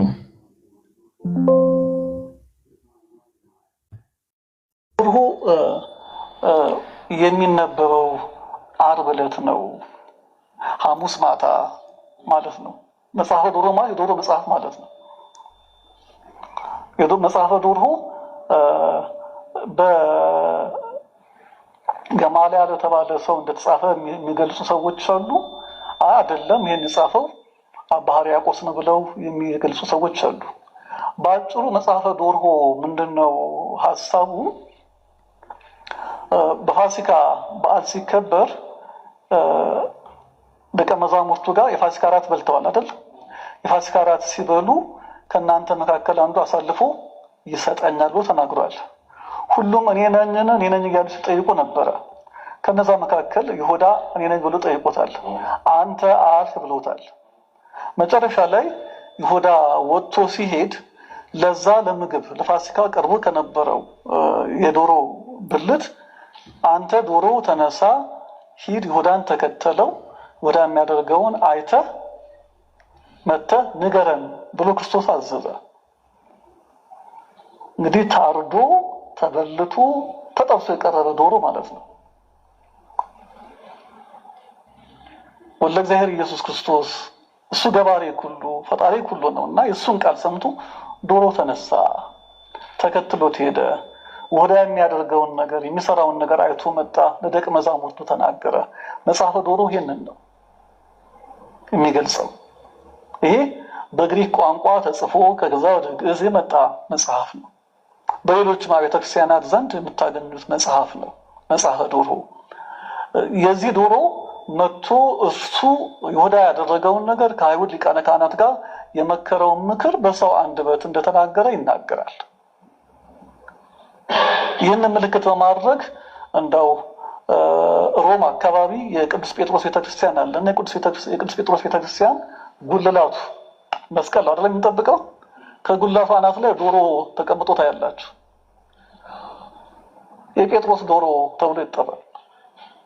ጴጥሮስን የሚያነቃው ዶሮ ነው አይደል? ዶሮ ሳይጮህ ሶስት ጊዜ ትክደኛለህ አይደል የተባለው? ስለዚህ መክህደቱን ያስታወሰው ዶሮ ሲጮህ ነው። ስለዚህ የጴጥሮስን ንስሐንም ለመዘከር ያ ዶሮ በመስቀሉ አናት ላይ ከመስቀሉ አናት ላይ ጉልላት ላይ ዶሮ ተስሎ ተቀርጾ ይቀመጣል። የቅዱስ ጴጥሮስ ቤተክርስቲያን መሆኑን በእርሱ ይለያል። በእኛ ቤተክርስቲያን የምሴተ ሐሙስ ስዕል ሲሳል ጥንታዊ ቤተክርስቲያናት ላይ አብሮ ዶሮ ፊት ለፊት ተቀምጦ ይታያል እና ዶሮ ስለዚህ ይናገራል። ስለ ቅዱስ ጴጥሮስ ክህደት ቅዱስ ጴጥሮስን እንዴት ከክህደት እንዳነቃው እንዴት ለንስሐ እንዳበቃው የሚናገር መጽሐፍ ነው። ይሄ ሐሙስ ዕለት የሚነበብ መጽሐፍ ነው። ዓርብ ዕለት ስቅለቱ ደግሞ ስለሚዘከር በስቅለቱ ዕለትም መጽሐፈ ዶሮ ይነበባል። የሚነግረን የክርስቶስን አምላክነት ፍጥረታት ሁሉ በቃሉ ተፈጥረዋልና ይህን ዓለም ካለመኖር ወደ መኖር አምጥቶታል። ሀበ ኢምንት አምጥቶታል። ስለዚህ ካለመኖር ወደ መኖር ያምጣት የሚቻለው ሁሉም ማድረግ የሚቻለው አምላክ ዶሮ ማስነሳት ያቅተዋል ወይ? አንዳንድ ጊዜ ሰዎች መርጠው ማመን ይፈልጋሉ። ይሄ እንዴት ይሆናል ብለው ይጠይቃሉ። እሱ ሆነ መጽሐፍን አለመከተል ነው። ክርስቶስ ዓለምን በቃሉ የፈጠረው ሰማይና ምድር በምን ፈጠረ? በቃሉ ፈጠረ። ይሄ ግዙፉን ዓለም ይህን ግዙፉን ዓለም በቃሉ የፈጠረ አምላክ እዚህ ጋር ያለውን ዶሮ ተነስቶ ህይወትን ሰጥቶ ማንቀሳቀስ ተንቀሳቅሶ እንዲደርሰና ይሄን ተናገር ብሎ መናገር ለአምላክ ይሳነዋል። ይሄ እምነት ይጠይቃል። ስለዚህ መጽሐፈ ዶርሆ ከአባቶቻችን ከሐዋርያት መጽሐፍ አንዱ ነው። ሲጀምር እርሱ የሚነግራችሁ እሱ ነው። ትምህርተ አበዊነ ሐዋርያት ተብሎ ከሚናገረው ከአባቶቻችን የሐዋርያት መጽሐፍት አንዱ ሆኖ መጽሐፈ ዶርሆ በዚህ ዕለት ይነበባል። ይህን ይመስላል እንግዲህ መጽሐፈ ዶሮ። በረከተ ዶሮ ይደርባችሁ እንዳለን ያው አስቸጋሪ ነው። እኔ የሚለው እዚህ ጋር ጥያቄ መጠየቅ ይቻላል? እንዴት አመሻችሁ? እንዴት አመሸ? እግዚአብሔር ይመስገን። ማለት ጌታ መድኃኒት ኢየሱስ ክርስቶስ ጴጥሮስን ዶሮ ከመጮሁ በፊት 3 ጊዜ ትክደኛለህ ብሎት ነበረ እና ጴጥሮስም ትዝ ያለው ዶሮ በሚጮህበት ሰዓት በዛን ሰዓት ነበረ የተጸጸተውና የዶሮውን ጮህት በሰማ ሰዓት ማለት ነው የተጸጸተውና ያነባው ወይም ያለቀሰው ማለት ነው። የዶሮውን ጮህት ሲሰማ የዛን ሰዓት ደግሞ ምን ብሎ ነበር? ክርስቶስ ፊቱን አይቶት ነበረ ማለት ነው። እኔ እስከማውቀው ድረስ ይሄን ነው ማለት ነው። ምክንያቱም ምሳሌ ተደርጎ የሚነገር ማለት ነው። ሌላውን ገባ ብዬ ባላውቀው ወይም የተማርኩ ባልሆንም ማለት ነው። እና ስለዚህ ክርስቶስ አላለውም ነበር እንደዚህ ጴጥሮስን ዶሮ ከመጮሁ በፊት እኮ ያ ዶሮ የተበላው ዶሮ ነው እንዴ? ስምዖን ቤት የበላው ዶሮ ነው። በላኸው ነው እንግዲህ የሆድ ማትማ እሱ ተጉዳይ አይደለም። ግን ጥያቄውን መልስ። ክርስቶስ አላለውም ወይ ነው ጥያቄ። ጴጥሮስ እሱ አይደለም ጥያቄያችን ወዳጄ። የኛ ጥያቄ ዶሮ የተበላው ዶሮ ነው ተመልሶ በህይወት ቁሞ ሂዶ የጮህ አይል የተበላውም ይሁን ያልተበላውም ይሁን የኖረውም ይሁን ያልኖረውም ይሁን ጉዳይ አይደለም አልኩ። አዳምጥ ጥያቄውን ከሰማኸኝ። ያንተ መጽሐፍ እኮ ነው ያንተ መጽሐፍ ኢየሱስ የበላው ዶሮ ለዛውም አርስቶ ዶሮ ነው የሚለው መጽሐፉ። የአርስቶ ዶሮ ተነስቶ ከተበላ በኋላ ተነስቶ ሂዶ መጀመሪያ ሰለለ። ስፓይ ነበር፣ ስለላ አካሄዷል። አይሁዶቹ ጋር ሄደና አዎ ትላለህ። ሰላይ ነበር ያ ዶሮ። አዎ አንተ ሰላይ ነህ እያልክ አይደለ እንዴ? አውራ እንጂ ደስ ይበል። ሞራንስ በሆነ ብስቅስ ምን ችግር አለው? ጥያቄውን ትመልስ ወይስ ሌላ ዝም ብለህ ወሬ ሰላይ ምናምን ታወራለህ? እኔ ጠየቅኩህ ለእውቀት ነው። ለእውቀት የምትመልስ ከሆነ በፌሩ መልስ። ከዚያ ውጭ ጓግርጭ ብትል አንዳ ዱቄታ አይ አክሊል የጻፈ ነው ፈሳም ብሎ የጻፈውን ነው ታች እኔ እንትን ያልኩትም ይኸውልህ ዶሮ ሰላይ ነበር። ያ ዶሮ ሰላይ ነበር። እኔ የጠየቅኩህን ብቻ መልስልኝ። እኔ ጴጥሮስ ላለው መጀመሪያ ለተጠየቀው ዶሮ ጥያቄያችን እሱ አይደለም። እኔ ከከፈትከው ላይ አንተ ማስረጃ ከመጣኸው ላይ እኮ ነው ጥያቄ እየጠየቅኩ ያለሁት። የኔ ማስረጃ አንተ ማስረጃ ብለህ ካመጣኸው ላይ አሁን ያቺ ቃል ምንድን ነው ጴጥሮስ እንዲጸጸትባት ያደረገችው? መጀመሪያ ስማኝ፣ ቄሱ የኛ ቄስ አይደሉም አሁን የተናገሩት። ምናልባት የፈለገው ቄስ ይሁን፣ እኔ ስለ ቄሱ ጉዳይ አይደለም። እኔ እየጠየቅኩ ያለሁት ስለ ክርስቶስ ነው አይደለም? ይህን ነው እንድትመልስልኝ የፈለግኩት እኮ። እሱ ጥያቄያችን አይደለም። ዶሮ እንደ ጮማ እኮ እኛም እናምናለን። እሱ አይደለም ጥያቄያችን። ስለዚህ ይህንን ካመንክ የትኛው የተበላ ዶሮ ሆነ የትኛው ሆነ ነው ዶሮ ነው የምትለኝ? እኔ እንጠይቅ ጥያቄ አሁን ምንድን ነው ብትለኝ ወላይ ፋሲካም አድርገው ምንም አድርገው የትኛውም ዶሮ መረጃ ብለህ አመጣው ማለት ነው። ለምኑ ነው? ስለዚህ እኔ አሁን እየጠየቅኩ ያለሁት ክርስቶስ ይህንን ብሎታል ወይስ አላለውም ነው ጥያቄ። እንግዲህ መስማት ካልቻልክ አላውቅም። ደጋግሜ ነገርኩ። ዶሮ ጮኋል ወይ? አዎ ዶሮ ጮኋል። እሱ አይደለም ጥያቄያችን። ጥያቄያችን ያ የጮኸው ስለዚህ እነዚህ ቆይ እኔ አልጨረስኩም። እዚህ ጋር እንደዚህ ጮኋል ተጸጽቶበታል ጴጥሮስ አልተጸጸተበትም? የዶሮ ጮህ ሲሰማ በዶሮ አይደለም የተጸጸተው። ዶሮ አላልኩኝም። ጴጥሮስ የዶሮውን ጮህ ሲሰማ ተጸጸተ ወይስ አልተጸጸተም? እሱ አይደለም ጥያቄያችን ወዳጄ። ጮሃል አልከኝ አይደለ? ዶሮ አሁን እኮ አንተም ራስህ እየጮህክ ነው ያለው። መጀመሪያ ተረጋጋና መጀመሪያ ተረጋጋና እኛ ምን እንደጠየቅን ገብተዋል። መጀመሪያ አይ ቶፒኩን አይቼዋለሁ በነገራችን። ቆይ ምን እንደጠየቅኩ ይህን ቪዲዮ ለምን እንዳሳየው ገብተዋል። ለምንድን ነው ያሳየሁት ይህን ቪዲዮ? እኔ ስለ ዶሮ እያነሳችሁ ነው። አንደኛ የፋሲኮ ዶሮ ትላለህ፣ ስንት ገባ ዶሮ ትላለህ። ፌዝ ዶሮ ላይ ነው ፌዝ እያደረጋችሁ። በነገራችን ላይ ዶሮ ላይ እንደናንተ ያፌዛለ እንዴ? ዶሮ ላይ በጣም እኮ የቀለዳችሁበት። እሱ ሊሆን ይችላል። በነገራችን ላይ የዶሮ ጉዳይ አይደለም። ግን አሁን የጠየቀው ጴጥሮስ ልክ ያነቀው ያደሩ እንደ ጴጥሮስ እንደዚህ አድርጎ ደወድ የሚሆንህ ህይወትህን የሚሰጥህ አሁን ያ ጴጥሮስ እንዲጸጸት ያደረገው ዶሮ ነው። ለምንድን ብትለኝ ዶሮ ክርስቶስ ስለተናገረው ዶሮ ከመጮህ በፊት 3 ጊዜ ትክዳል። ታዲያ ለምን እንኳን ዶሮ ይቅርና ለምን የፈለገው ነገር ጮህብህስ የምትጸጸትና ክርስቶስን የምትፈልግ ከሆነ ለምን እንትን አይደለም? ቪዲዮን ሰምተዋል? መጀመሪያ ቪዲዮን ሰምተዋል? ቪዲዮን ሰምተዋል? ቀጥል። እሺ በቃ ቆይ ቪዲዮ ሰምተዋል ወይ? ይሄን ብቻ መልስ። ቪዲዮ ሰምተዋል? አዎ ሰምቼዋለሁ። ምን አንድ ነው ያሉት? ስለ ዶሮ ምን ተናገሩ? ያንተ አባት የትኛው ነው የኔ አባት? አልሰማሁም ማለት ነው። ቪዲዮ ላይ የተናገሩትን ሰው ሰምታችኋል? ማን እንደሆነ አይተሃል? እኔ ስማቸውን አላውቃቸውም በነገራችን ላይ። በቃ ኦርቶዶክሳዊ ካህን ናቸው። እሺ ያወሩትን ሰምታል? ምን አሉ ንገረኝ። ሰማማ የሳሰማ ነው። ዝም ብለህ ዘለገብተህ ዶሮ ጮኸ ጴጥሮስ ስትል የነበረው። አዎ የምታነሳውም ስለ ዶሮ ስለሆነ በቃ ያ ትልቁ ችግር ይሄ ነው። መጀመሪያ ለምን ቪዲዮ እንደከፈትን ማወቅ አለብህ። ከዛ በኋላ ደግሞ ቪዲዮ ላይ የተነሳውን ሀሳብ መስማት አለብህ። ከዛ በኋላ ነው ጥያቄ ካለ የምትጠይቀው። እኛ ካልሰማ አጭር አድርጌ ልንገር ሀሳቡ። ዛሬ ሐሙስ ነው አይደል? ዛሬ በኦርቶዶክስ ቤተክርስቲያን ከሚነበቡት መጽሐፍት መካከል አንደኛው መጽሐፈ ዶሮ ይባላል። ይሁን እሺ፣ መልካም። ሌላኛውስ ታውቃለህ ወይ? መጽሐፈ ዶሮ የሚባል እኔ ማብቤ አላውቅም። መጽሐፈ ዶሮ ተብሎ ሲነበብም ሰምቼ አላውቅም። በቃ ዛሬ እንነግርሃለን። እኛ መጽሐፈ ዶሮ የሚባል አለ ዛሬ የሚነበብ ማለት ነው።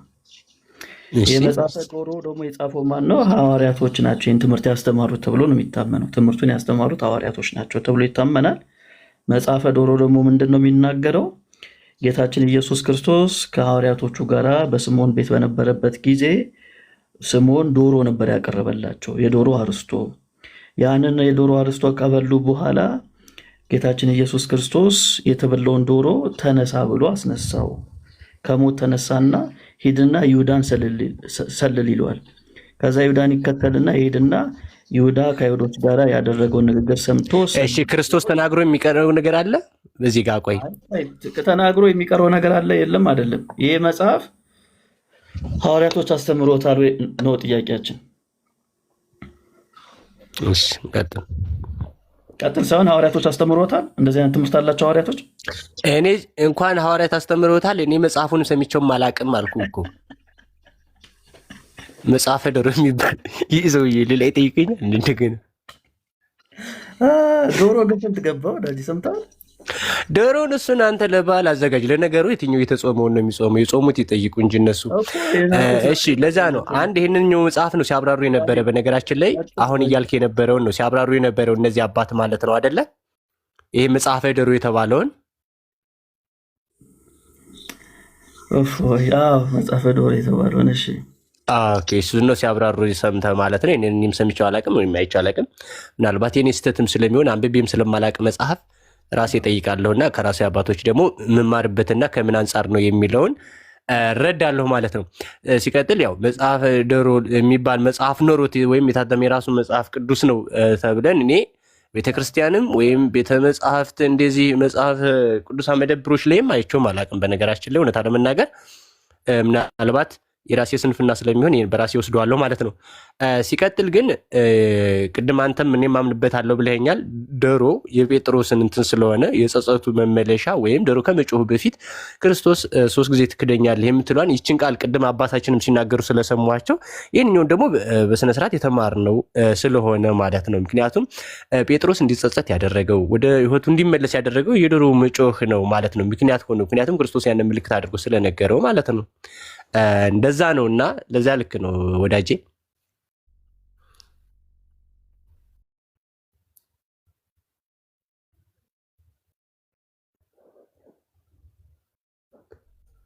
ሜሎስ ጨርሰናል። ሂድበት። ሌላም ካለ እኔ ጨርሻለሁ። ቴንኪዩ።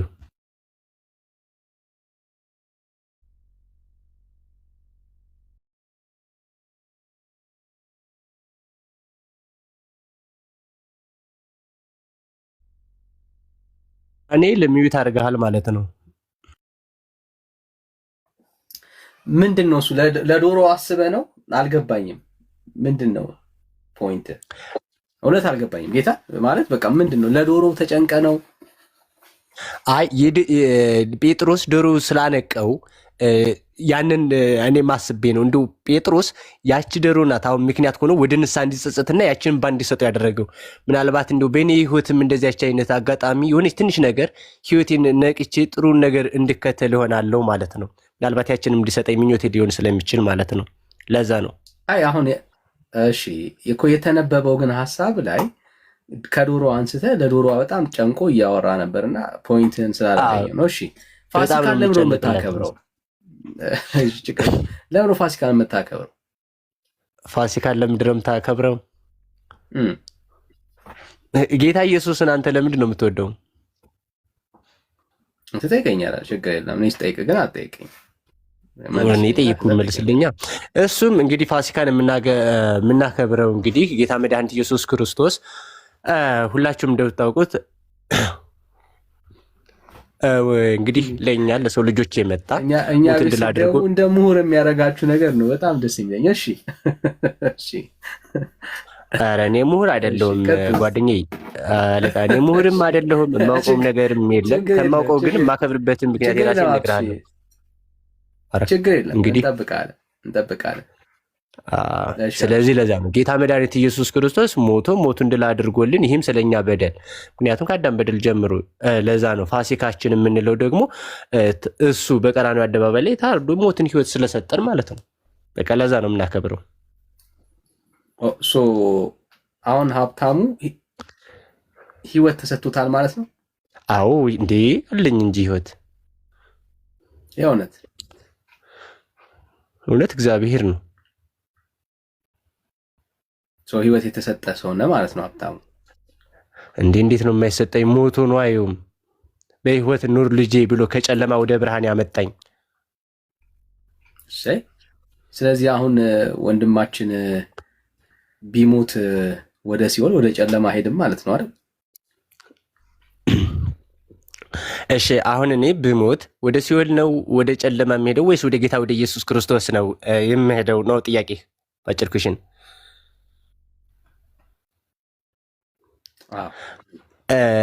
እሺ እንግዲህ በዚህ ላይ እናንተ የምትወዷት እኛ የምንወዳት አንድ ነገር አለች። ምን ጽድቅን ከስራ ጋር አስተባብረህ ይዘሃለሁ የምትለው ማለት ነው።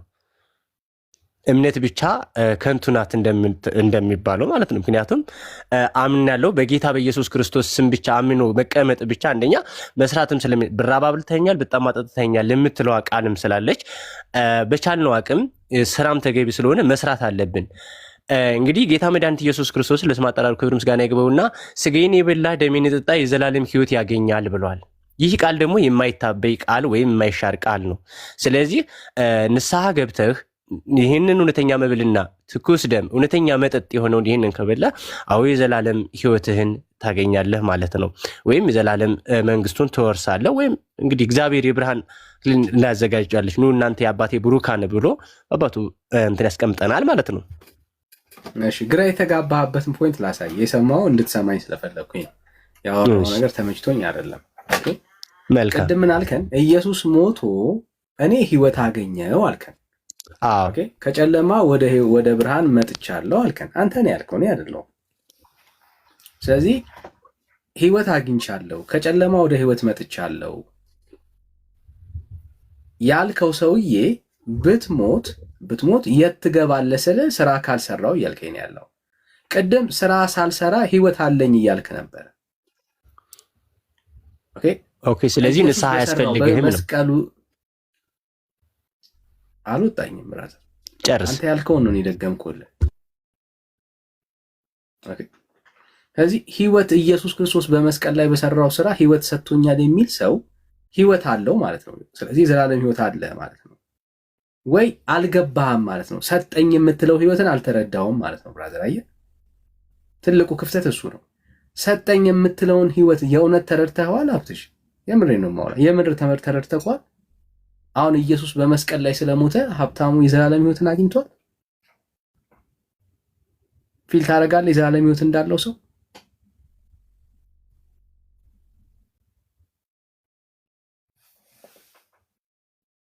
ሀብትሽ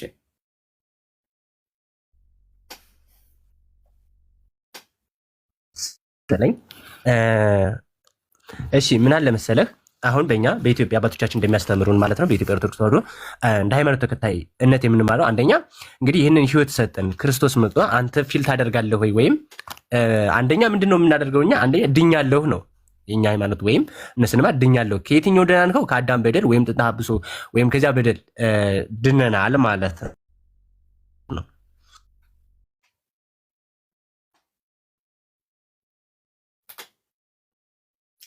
ሁለተኛ እየዳንኩ ነው። አንደኛ እናለሁ ወደፊትም ካለው ነገር ወይም እየዳንኩ ነው አሁን ላለው ወደፊት ላይ የሚመጣው።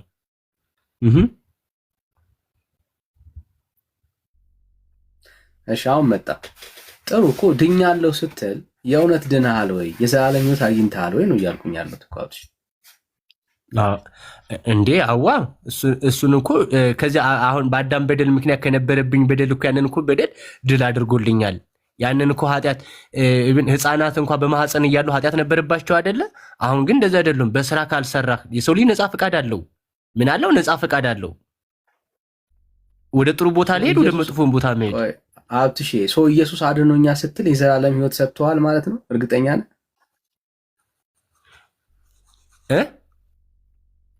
አዎ እሱማ ሰጥቶኛል። ገብቶኛል። ገብቶኛል። አልገባም ምን እያልከን እንደሆነ ግራ እንዴት እያጋባህን እንደሆነ እንድትረዳው ያክል ልጻፈ ወይ እና የሆነ ነገር ቢያንስ ትማራለህ ብዬ አስባለሁ። ዛሬ ይሄ ፋሲካ ከዚህ በኋላ እንደ ሌሎቹ ፋሲካ አይሆንልህም። ልዩ የሆነ ፋሲካ ይሆንልሃል። ኧረ እኔማ ሁሌ ልዩ ነው። በእንባና በጭብጨባ የሚጠብቀው አባቴ ለስንት መከራ እንዳይመስልህ ፋሲካ። እስቲ እናየዋለን። ችግር እንደዛ እንዲሆን ለምፈልገው። እሺ በኢየሱስ ሞት ኦኬ የዘላለም ህይወት አግኝተሃል? አዎ አግኝቻለሁ። ኦኬ የዘላለም ህይወት አግኝተሃል? አዎ። ኦኬ እሺ ኢየሱስ ሞቶ የእግዚአብሔር ልጅ ሆነሃል እንዴ? አዋ። እሺ በክርስቶስ ኢየሱስ ሞት ጸድቀሃል? ጸድቀሃል ስትል ጽድቅ እኮ ስራን ይወስነዋል። ነፃ ፈቃድ አለህ የለህም አንተ? ጸድቀሃል ወይስ አልጸደቅክም ነው እየጠበቅኩ ነው ያለው። ጸድቅ ያለው ስልህ አሁን እዚህ ጋር ጸድቅ ያለው ስልህ አዳምጠኝ። ክርስቶስ ሞቶ ህይወትን ለእኛ ጽድቁንና መንግስቱና እንድንወርስ ግን እርሱ ምን ሰጥቶናል? ነፃ ፈቃድ የሚላል። እንግዲህ መላእክትን በፈጠረ ጊዜ ነፃ ፈቃድ ሰጥቷቸው ነው አይደል የተሰወረው? ልክ እንደዚያ ሁሉን እኛ ምን አድርጎ ነበር? ፈጥሮን ነፃ ፈቃድ ሰጥቶናል። የሰው ልጅ ሀትሽ ጸድቀሃል ወይስ አልጸደቅክም? ስራ ይወስነዋል አልኩ እኮ። እምነትህን ከስራ ጋር አስተባብረህ ትጸድቃለህ። ሶኔ አንተን ነው እየጠየቅኩ ያለሁት። ጸድቀሃል ወይስ አልጸደቅክም?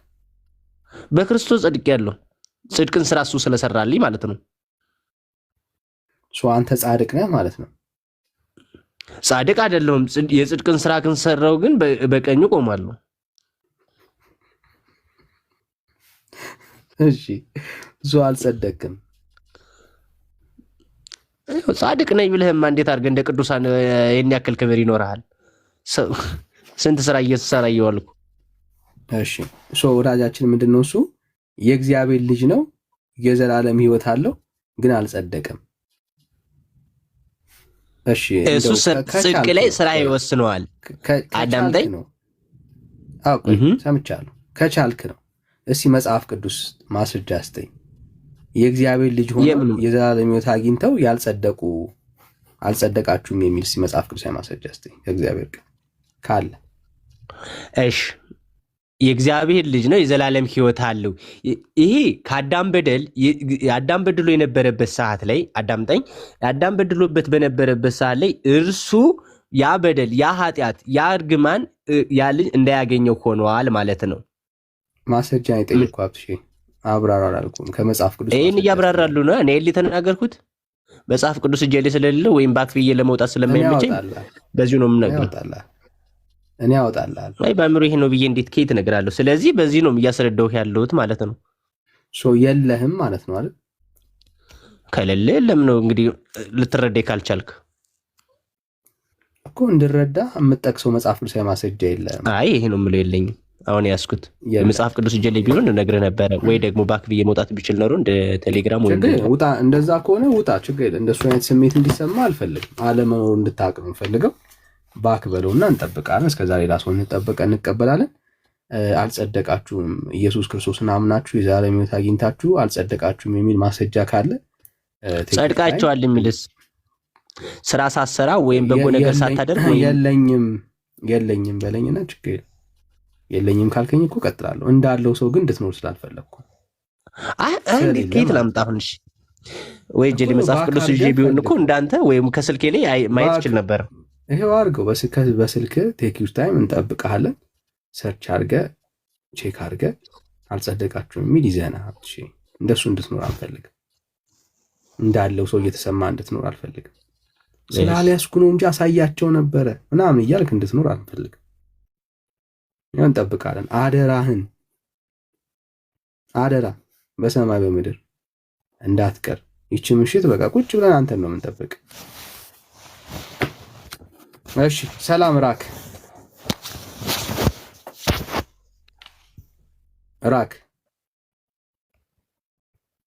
ሰላም ራክ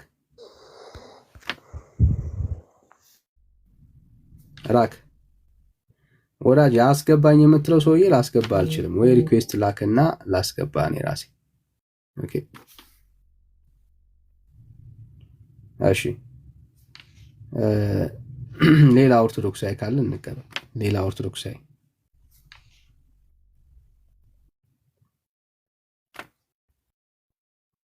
እሺ ሰላም አድሚ የሚለው ወዳጅ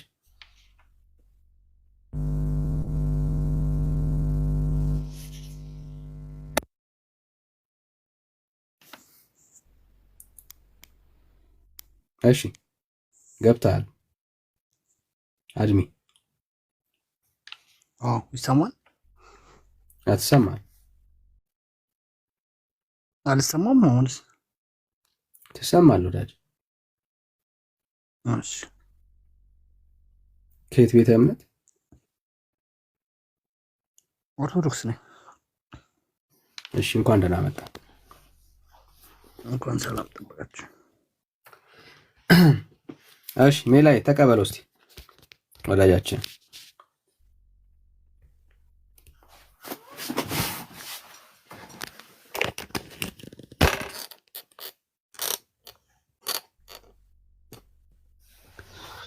እሺ ሰላም ብያለሁ። እንዴት ነህ? ሰላም ነው? እግዚአብሔር ይመስገን።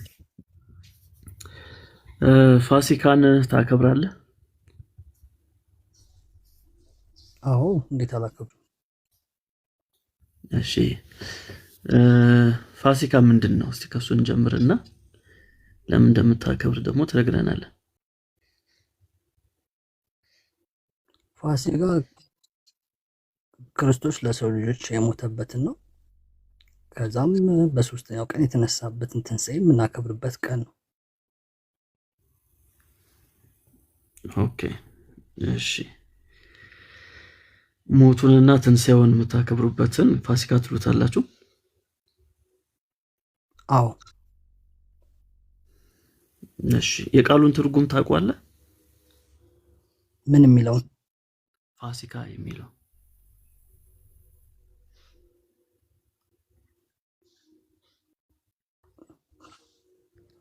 ፋሲካ የሚለውን? አዎ ፋሲካ የሚለው ያው ትንሣኤ እንደማለት ነው። ድል አደረገ። ኦኬ እሺ። ፋሲካ እሺ ትርጉሙ እሱ አይደለም።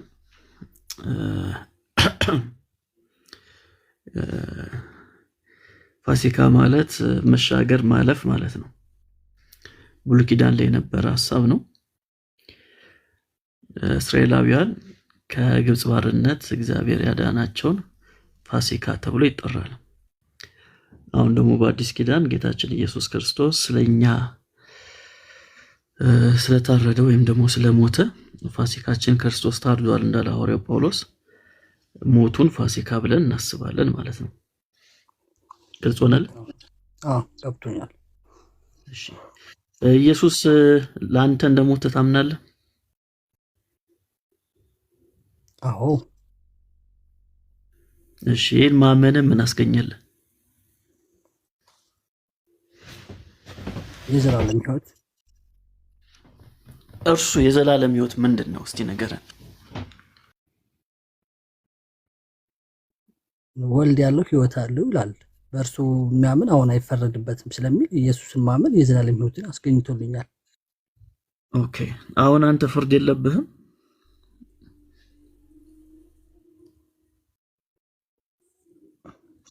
ያው ስራ አለ። እምነት ያለ ስራ ከንቱ ነው ስለሚል መዳኔን በስራ ያረጋግጣለሁ እንጂ ድኛለሁ። እሺ መዳንን በስራ እያረጋገጥክ ነው ያለው?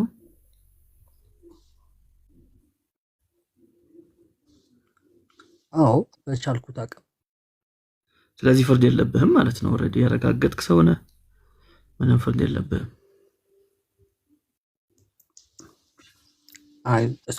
አንዳንድ ድክመቶች ሊኖሩብኝ ይችላሉ፣ ያው ሰው ስለሆንኩኝ ማለት ነው። ግን ኦልሬዲ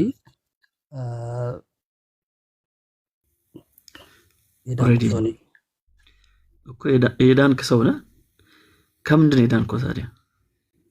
ከአዳም የዘር ሐረግ ኃጢአት እሺ ያን ክርስቶስ አድኖኛል። ግን አሁን ሰው ስለሆንኩኝ በምሰራቸው ስራዎች ቀን በቀን ኃጢአት ልሰራ ስለምችል ያን ደግሞ በስራዬ በስራ ትድናለህ።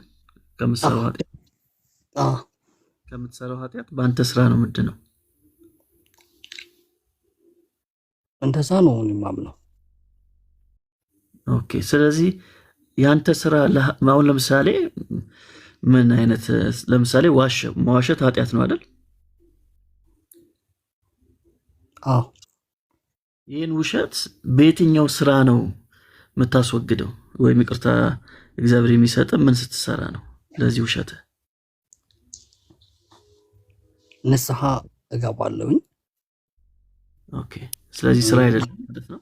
ንስሐ ነው። ንስሐ ስራ ንስሐ ስራ ነው እንዴ? ህግ ነው አይደለ? ማለት መጽሐፍ ቅዱስ ላይ እንደ ህግ ስለሆነ እንትን የተባለው ያንን መጠበቅ አለብን።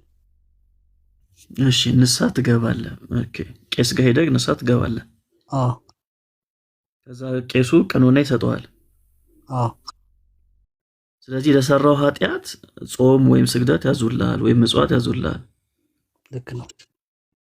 ኦኬ። ስለዚህ ለኃጢአት ያንተ ስግደት፣ ያንተ ጾም ወይም ያንተ ጸሎት ወይም ያንተ ምጽዋት ነው ስርየትን የሚያስገኝልህ ማለት ነው። አዎ እንደዛ ነው። መጽሐፍ ቅዱስም እንደዛ ነው የሚለው አይደል? ኦኬ። መጽሐፍ ቅዱስ እንደዛ ይላል? እስቲ ንገረኝ፣ ምኑ ጋር ነው እንደዛ የሚለው? ለምሳሌ ክርስቶስ አንድ የሆነ ቦታ ላይ ነው ብቻ አሁን ረስቸዋለሁ፣ ግን ከእንትን ካለው በኋላ ሂድና ራስህን ለካህን አሳይ ብሎታል። ኢየሱስ ከመሞቱ በፊት ነው ወይንስ በኋላ ነው እንደዛ ያለው? ሳይሞት በፊት ማለት ነው። ስለዚህ ኢየሱስ ለዛ ሰውዬ ለኃጢአቱ ዋጋ ሳይከፍል ማለት ነው እንደዛ ያለው አይደል? አዎ። በጣም ጥሩ። እናንተ ደግሞ ያለ ነው ኢየሱስ ለኛ ኃጢአት ሞቶ ከተነሳ በኋላ ነው ያለ ነው። ስለዚህ በአዲሱ ኪዳን ጌታችን ኢየሱስ ክርስቶስ ወይም ሐዋርያቱ እንደዛ አስተምሯል። ኦኬ። ስለዚህ ክርስቶስ ሳይሞት በፊት የብሉይ ኪዳን ሕግጋት ነበር የሚጠቀመው ያልከኝ ነው? እውነት ነው።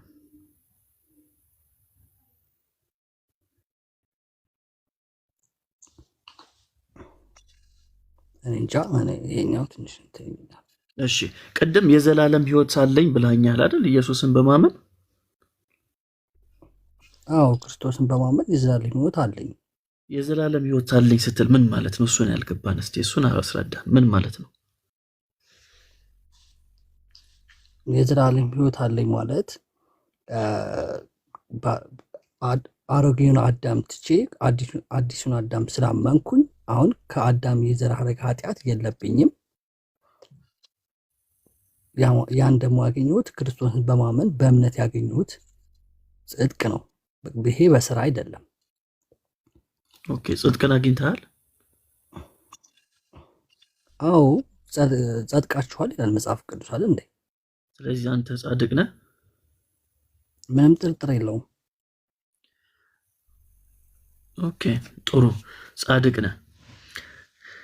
ስለዚህ ጻድቅ ከሆንክ አሁን አንተ የእግዚአብሔር መንግስት ወራሽ ነህ ማለት ነው። አይ እንደዛ ማለት አይደለም። ማለት አሁንም ቅድም እንዳልኩ ስራ ያስፈልገኛል እንጂ አሁን ለምሳሌ ክርስቶስን አምኛለሁ ብዬ አንዳንድ ነገሮችን ባደርግ ጸድቅ ያለው ማለት አይደለም አይደል? ወደ ማድረጉ ለምንድን ነው የምትፈጥነው? አሁን እኮ ወደ ማድረጉ እኮ ገና አልመጣንም። አሁን እያወራን ያለ ነው በክርስቶስ ምን አገኘ በሚለው ጉዳይ ላይ ነው። ጻድቅ ነኝ ብለኸኛል። አዎ። የዘላለም ሕይወት አለኝ ብለኸኛል። አዎ፣ በክርስቶስ ያንን አግኝቻለሁ። እሺ፣ ጻድቅ ሆኖ የዘላለም ሕይወት ኑሮት የእግዚአብሔር መንግስት ማይገባ ሰው አለ?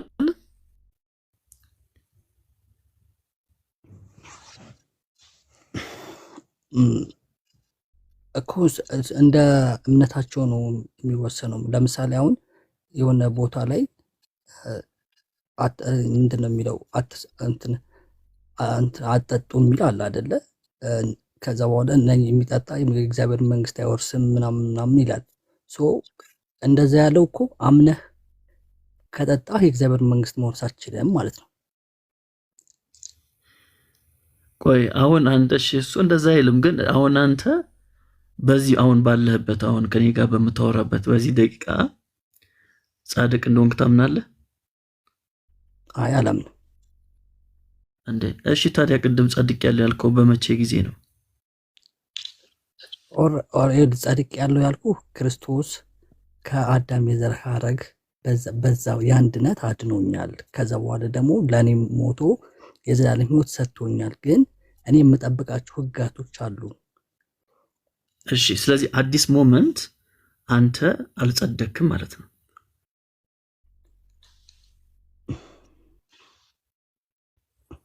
ግን ክርስቶስ ስራውን ጨርሷል። እኔን የማጽደቁን ስራ ጨርሷል። አሁን በእኔ ላይ ነው የሚወሰነው። ክርስቶስማ ጨርሷል እንዴ? ጨርሶማ 2000 ዓመት እኮ አለፈው።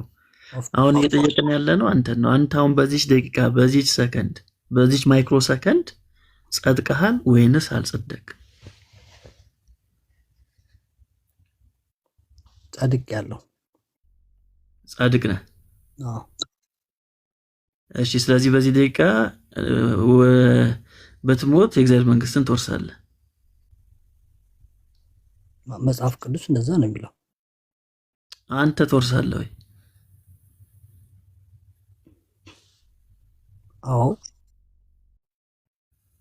ኦኬ። ስለዚህ በዚህ ሞመንት ላይ ይህን ድፍረት ያገኘኸው ቅድም አንተ እንዳልከው ምንም አይነት ኃጢአት ስላሰራ ነው።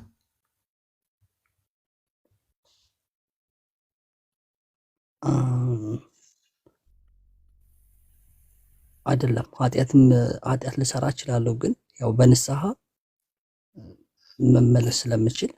በቃ አሁንማ እኮ ሞትክ እኮ ወዴት ትመለሳለህ? በቃ በዚህ ሰዓት እኮ ሞት ካልኩ። ስለዚህ ኦልሬዲ አድሚ በቃ ንስሐ ገብቶ ጥንቅቅ ብሎ በቃ ጻድቅ ሆኖ ጌታ ያለውን ነገር ሁሉ ፈጽሞ የጨረሰ ሰው ስለሆነ ነው አይደል እግዚአብሔር መንግስት የሚወርሰው ቢሞት። አዎ። በጣም አሪፍ። እንዴ ቆይ ሚሎስ፣ እንዴ ማለት ሰው ኃጢአት እየሰራ ሊጸድቅ ይችላል እያልከኝ ነው? አልገባኝም። እንዴ አንተ እኮ አሁን እኮ በቃ ነገርከኝ። ማለት አሁን አንተ ንስሐ ገብተሃል፣ በክርስቶስ አምነሃል፣ ምንም አይነት ኃጢአት አሁን በዚህ ሞመንት ላይ የለህም፣ ጻድቅ ሰው ነህ፣ ፐርፌክት ነህ። ስለዚህ አሁን ብትሞት የእግዚአብሔር መንግስት ገብተሃል።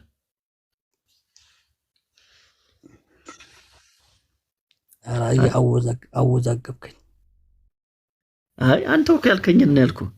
እኔ ምንም እኮ አልጨመርኩም። የጠየቅኩህን የመለስክልኝን ሰመሪ አድርጌም ነው ላንተ የነገርኩ። ይህን የነገርከኝ ምናልባት ያንተን ሀሳብ ስቸው ከሆነ ዳኒ ሊያርመኝ ይችላል። ሌላ ሀሳብ ተናግሬ ከሆነ እኔ እንኳን የጸደቅኩ አይመስለኝም። አሁን የሰራኋቸው ኃጢአቶች ምናምን ስላሉ እንደዛ አይመስለኝም። ሌላውስ ኦኬ፣ እሺ። ቅዱስ ነህ አንተ? በሌላ ገላለጥ ነው እስቲ እንሞክረው። ቅዱስ ነህ? የእግዚአብሔር ቃል ቅዱስ ነህ ብሎኛል፣ ግን እኔ በስራዬ አይደለሁ። እንደ የእግዚአብሔር ቃል አንተን ቅዱስ ነህ ካለ አንተ ለምንድን ነው እኔ ቅዱስ አይደለሁ የምትለው? እንዴ ሰውነኛ የምሰራቸው ኃጢአቶች ሊኖሩ ይችላሉ። እሺ ነው ወይስ እስከነ ኃጢአቴ ነው ቅዱስ ያለኝ? እሺ የእግዚአብሔር ቃል አንተን ቅዱስ ያለ በምን መስፈርት ነው? ክርስቶስን በማመን የሚገኘውን ጽድቅና እውነተኛ መንገድን እንድከተል ያንን ካደረኩኝ እንደጸደቅኩ ይነግረኛል። ግን አምኔ አሁንም መጥፎ ነገሮችን የምከተል ከሆነ የጸደቅኩ አይመስለኝም እኔ። አይ ኦኬ እሺ፣ በቅድስናና በጽድቅ መካከል ያለውን ልዩነት ታውቃለህ? በቅድስናና በጽድቅ መካከል ያለውን ልዩነት አላውቀውም። አንድ ሰው ጸድቋል ስል ምን ማለቴ ነው? ትርጉሙን ታውቃለህ? ድኗል ማለት ይመስለኛል። ድኗል ማለት ይመስላል። ኦኬ እሺ። ቅድም በተደጋጋሚ ከአዳም ኃጢአት ነው ክርስቶስ ያዳነን ስትል ነበር አይደል? አዎ። ለዛ የሚሆን የመጽሐፍ ቅዱስ ጥቅስ አለ? ከአዳም ኃጢአት ነው ክርስቶስ ያዳነን የሚል ማለት የሆነ ቅዱስ ዳዊት ላይ የሰው ልጆች ሁሉ ኃጢአት ሰርተዋል፣ ከእግዚአብሔር ክብር ጎድለዋል፣ አንዲት እንኳን በምድር ላይ ጻድቅ ሰው አልተገኘም ይላል። ያ ማለት ዳዊትንም ሙሴንም ምናምን ነው። እነሱ ደግሞ ያን እንደዛ ያለበት ምክንያት የዘር ሐረግ ኃጢአት ስላለ ያንን ኃጢአት ከዛ ኃጢአት መንጻት ስለማይችሉ ለዛ ነው ክርስቶስ ወደዚህ የመጣው። ለዛ ነው ማምነው። አዎ ግን እንደዛ አይደለማ የሚለው መጽሐፉ የሚለው አንተ በጠቀስከው ጥቅስ ላይ ሁሉ ኃጢአትን ሰርቷል ነው የሚለው። ሁሉ ኃጢአት በቃ ሁሉ ኃጢአትን ስለሰራ ነው። ልክ ነው። የትኛው ነው ልክ? አንተ ያልከው ነው እኔ ያልኩት ነው ልክ? እኮ ሁሉ ኃጢአትን ሰርቷል ያለው በአዳም የመጣውን የዘር ሐረግ ኃጢአት ነው እንጂ የስራውን ኃጢአት አይደለም። ነው እንደዛ አይደለም። የዘር ሐረግ ኃጢአት የሚል መጽሐፍ ቅዱስ ላይ የለም። ለምሳሌ ዳዊት ከእናቴ ማፀን ጀምሮ ኃጢአተኛ ነበርኩ አለ። አሁን እናቷ ማፀን ውስጥ ሆኖ ኃጢአት ሰርተው አይደለም አላለም። እንደዛ ዳዊት እንደዛ አላለም። ከእናቴ ማፀን ውስጥ ኃጢአተኛ ነበርኩ አላለም ዳዊት። ተሳስቼ ይሆናል ግን እንደዛ የሚል መጽሐፍ አንብቤያለሁ። ኦኬ ኦርቶዶክስ መጽሐፍ ሊሆን ይችላል። መጽሐፍ ቅዱስ እንደዛ አይልም። እሺ ጠቅላላ አድርጌ አንድ ላንተ የሚጠቅም ነገር ልንገርህ፣ ለህይወት የሚረባው ጌታችን ኢየሱስ ክርስቶስ መጥቶ የሞተው ለኃጢአት ነው። ለኃጢአት የኛን ኃጢአት እርሱ ሊሸከም ምትክ ሊሆን መስዋዕት ሊሆን ነው የመጣው። መጥምቁ ዮሐንስ ጌታ ኢየሱስን ሲያየው ምንድን ነበር ያለው? እነሆ የዓለምን ኃጢአት የሚያስወግድ የእግዚአብሔር በግ ነው ያለው አይደል? የእግዚአብሔር በግ ያለው ምንን የሚያስወግድ? የዓለምን ኃጢአት which means የኔ ያንተ የዳኒ የዳጊ እዚህ ውስጥ ያሉ ወንድሞች እህቶች ኃጢአትን ሊያስወግድ ነው የመጣው እንጂ የሆነ አዳም የሚባል ሰውዬ የሰራውን አንዱን ኃጢአት ብቻ ለማስወገድ አይደለም። ኃጢአት ሁላችንም የምንሰራውን ኃጢአት ለማስወገድ ነው የመጣው። የዓለምን ኃጢአት የሚያስወግድ የእግዚአብሔር በግ ብሎ ነው መጥምቁ ዮሐንስ የተናገረው። ይህን መጥምቁ ዮሐንስ የተናገረውን ሐሳብ ደግሞ ሐዋርያው ዮሐንስ ደግሞ ምን ይላል መሰለ? በአንደኛ ዮሐንስ መልእክቱ ምዕራፍ 2 ላይ እርሱ የኃጢአታችን ማስተሰሪያ ነው፣ ለኃጢአታችን ብቻ አይደለም፣ ነገር ግን ለዓለሙ ሁሉ ኃጢአት እንጂ በማለት ተናግሯል። አየህ፣ ጌታችን ኢየሱስ ክርስቶስ የሞተው ሁላችንም ለምንሰራው ኃጢአት ነው። ለዛ ምትክ ሊሆን ወይም ለኛ ምትክ ሊሆን ነው የሞተው። አንደኛ ዮሐንስ መልእክት ምዕራፍ 1 ላይ ተመሳሳይ ነገር ይነግረናል። ኃጢአት የለብንም ብንል ራሳችንን እናስታለን፣ እውነትም በእኛ ውስጥ የለም በማለት ይናገራል። አየህ፣ ስለዚህ ሁላችንም ኃጢአት ስለምናደርግ ምንድነው መፍትሄው ከተባለ የልጁ የኢየሱስ ክርስቶስ ደም ከኃጢአት ሁሉ ያነጻናል በማለት ይናገራል። ስለዚህ ጌታችን ኢየሱስ ክርስቶስ የሞተው እኔ አንተ ለምንሰራው ኃጢአት ነው መስዋዕት ሆኖ የቀረበው እንጂ አዳም ለሰራው ብቻ የሚባል ነገር የለም፣ ኃጢአት ለሚባል ነገር እንጂ።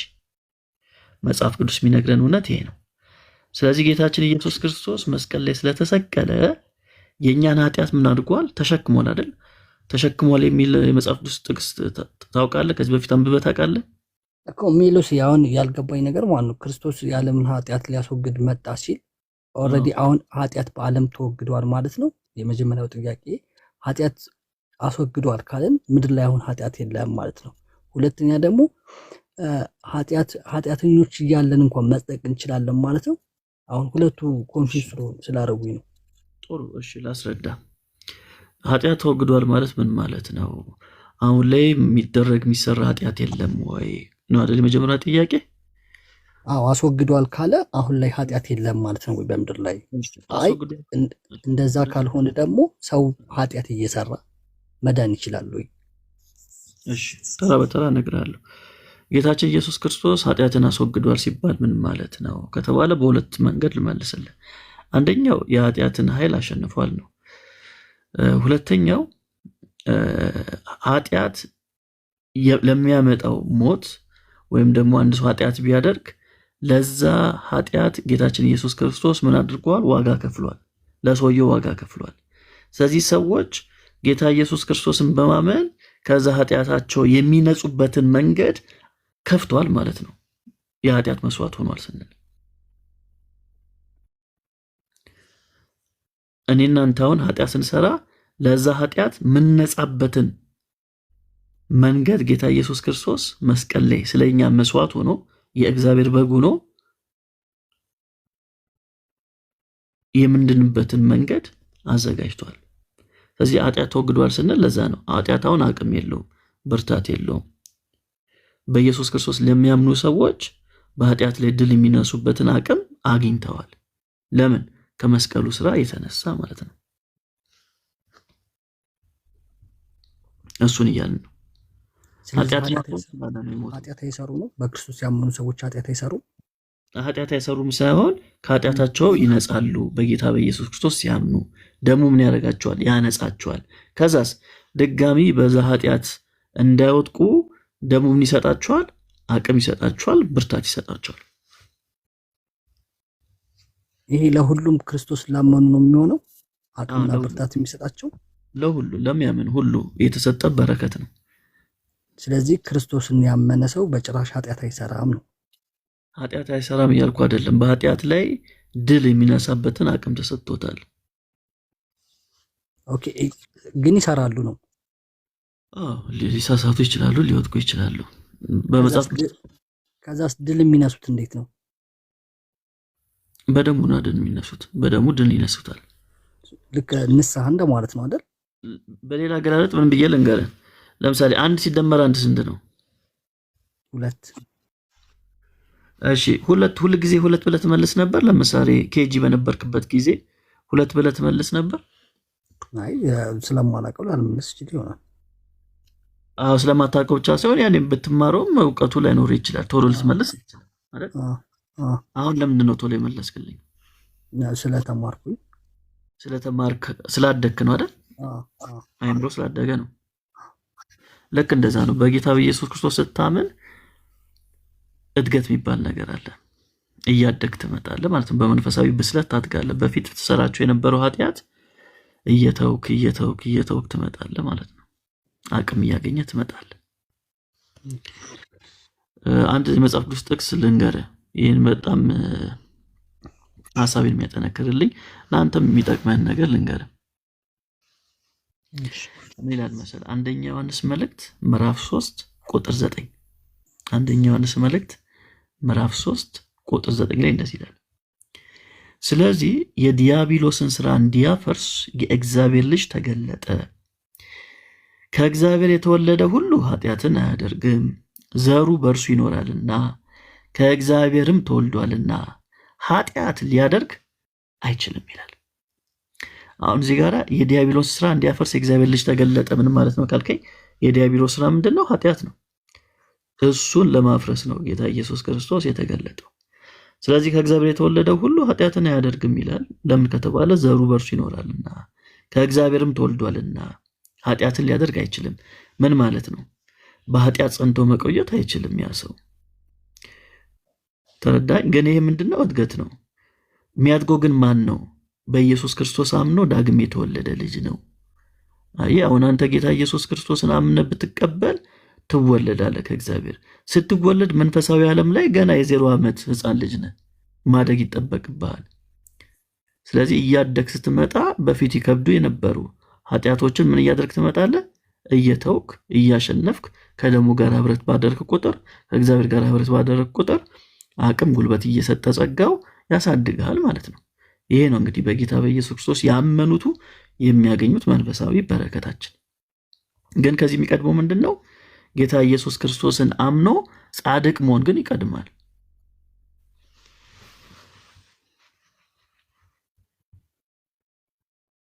እሺ ገብቶኛል ሚሉስ። ጥሩ። ስለዚህ የእግዚአብሔር ጽድቅ ሲባል ሰምተህ ታውቃለህ? የእግዚአብሔር ጽድቅ ማለት እግዚአብሔር ለሰው ልጆች የሰጠው ጽድቅ ማለት ነው አይደል? በጣም ጥሩ። ለሰው ልጆች የሰጠው ይህ ጽድቅ እንዴት ነው የሚገኘው?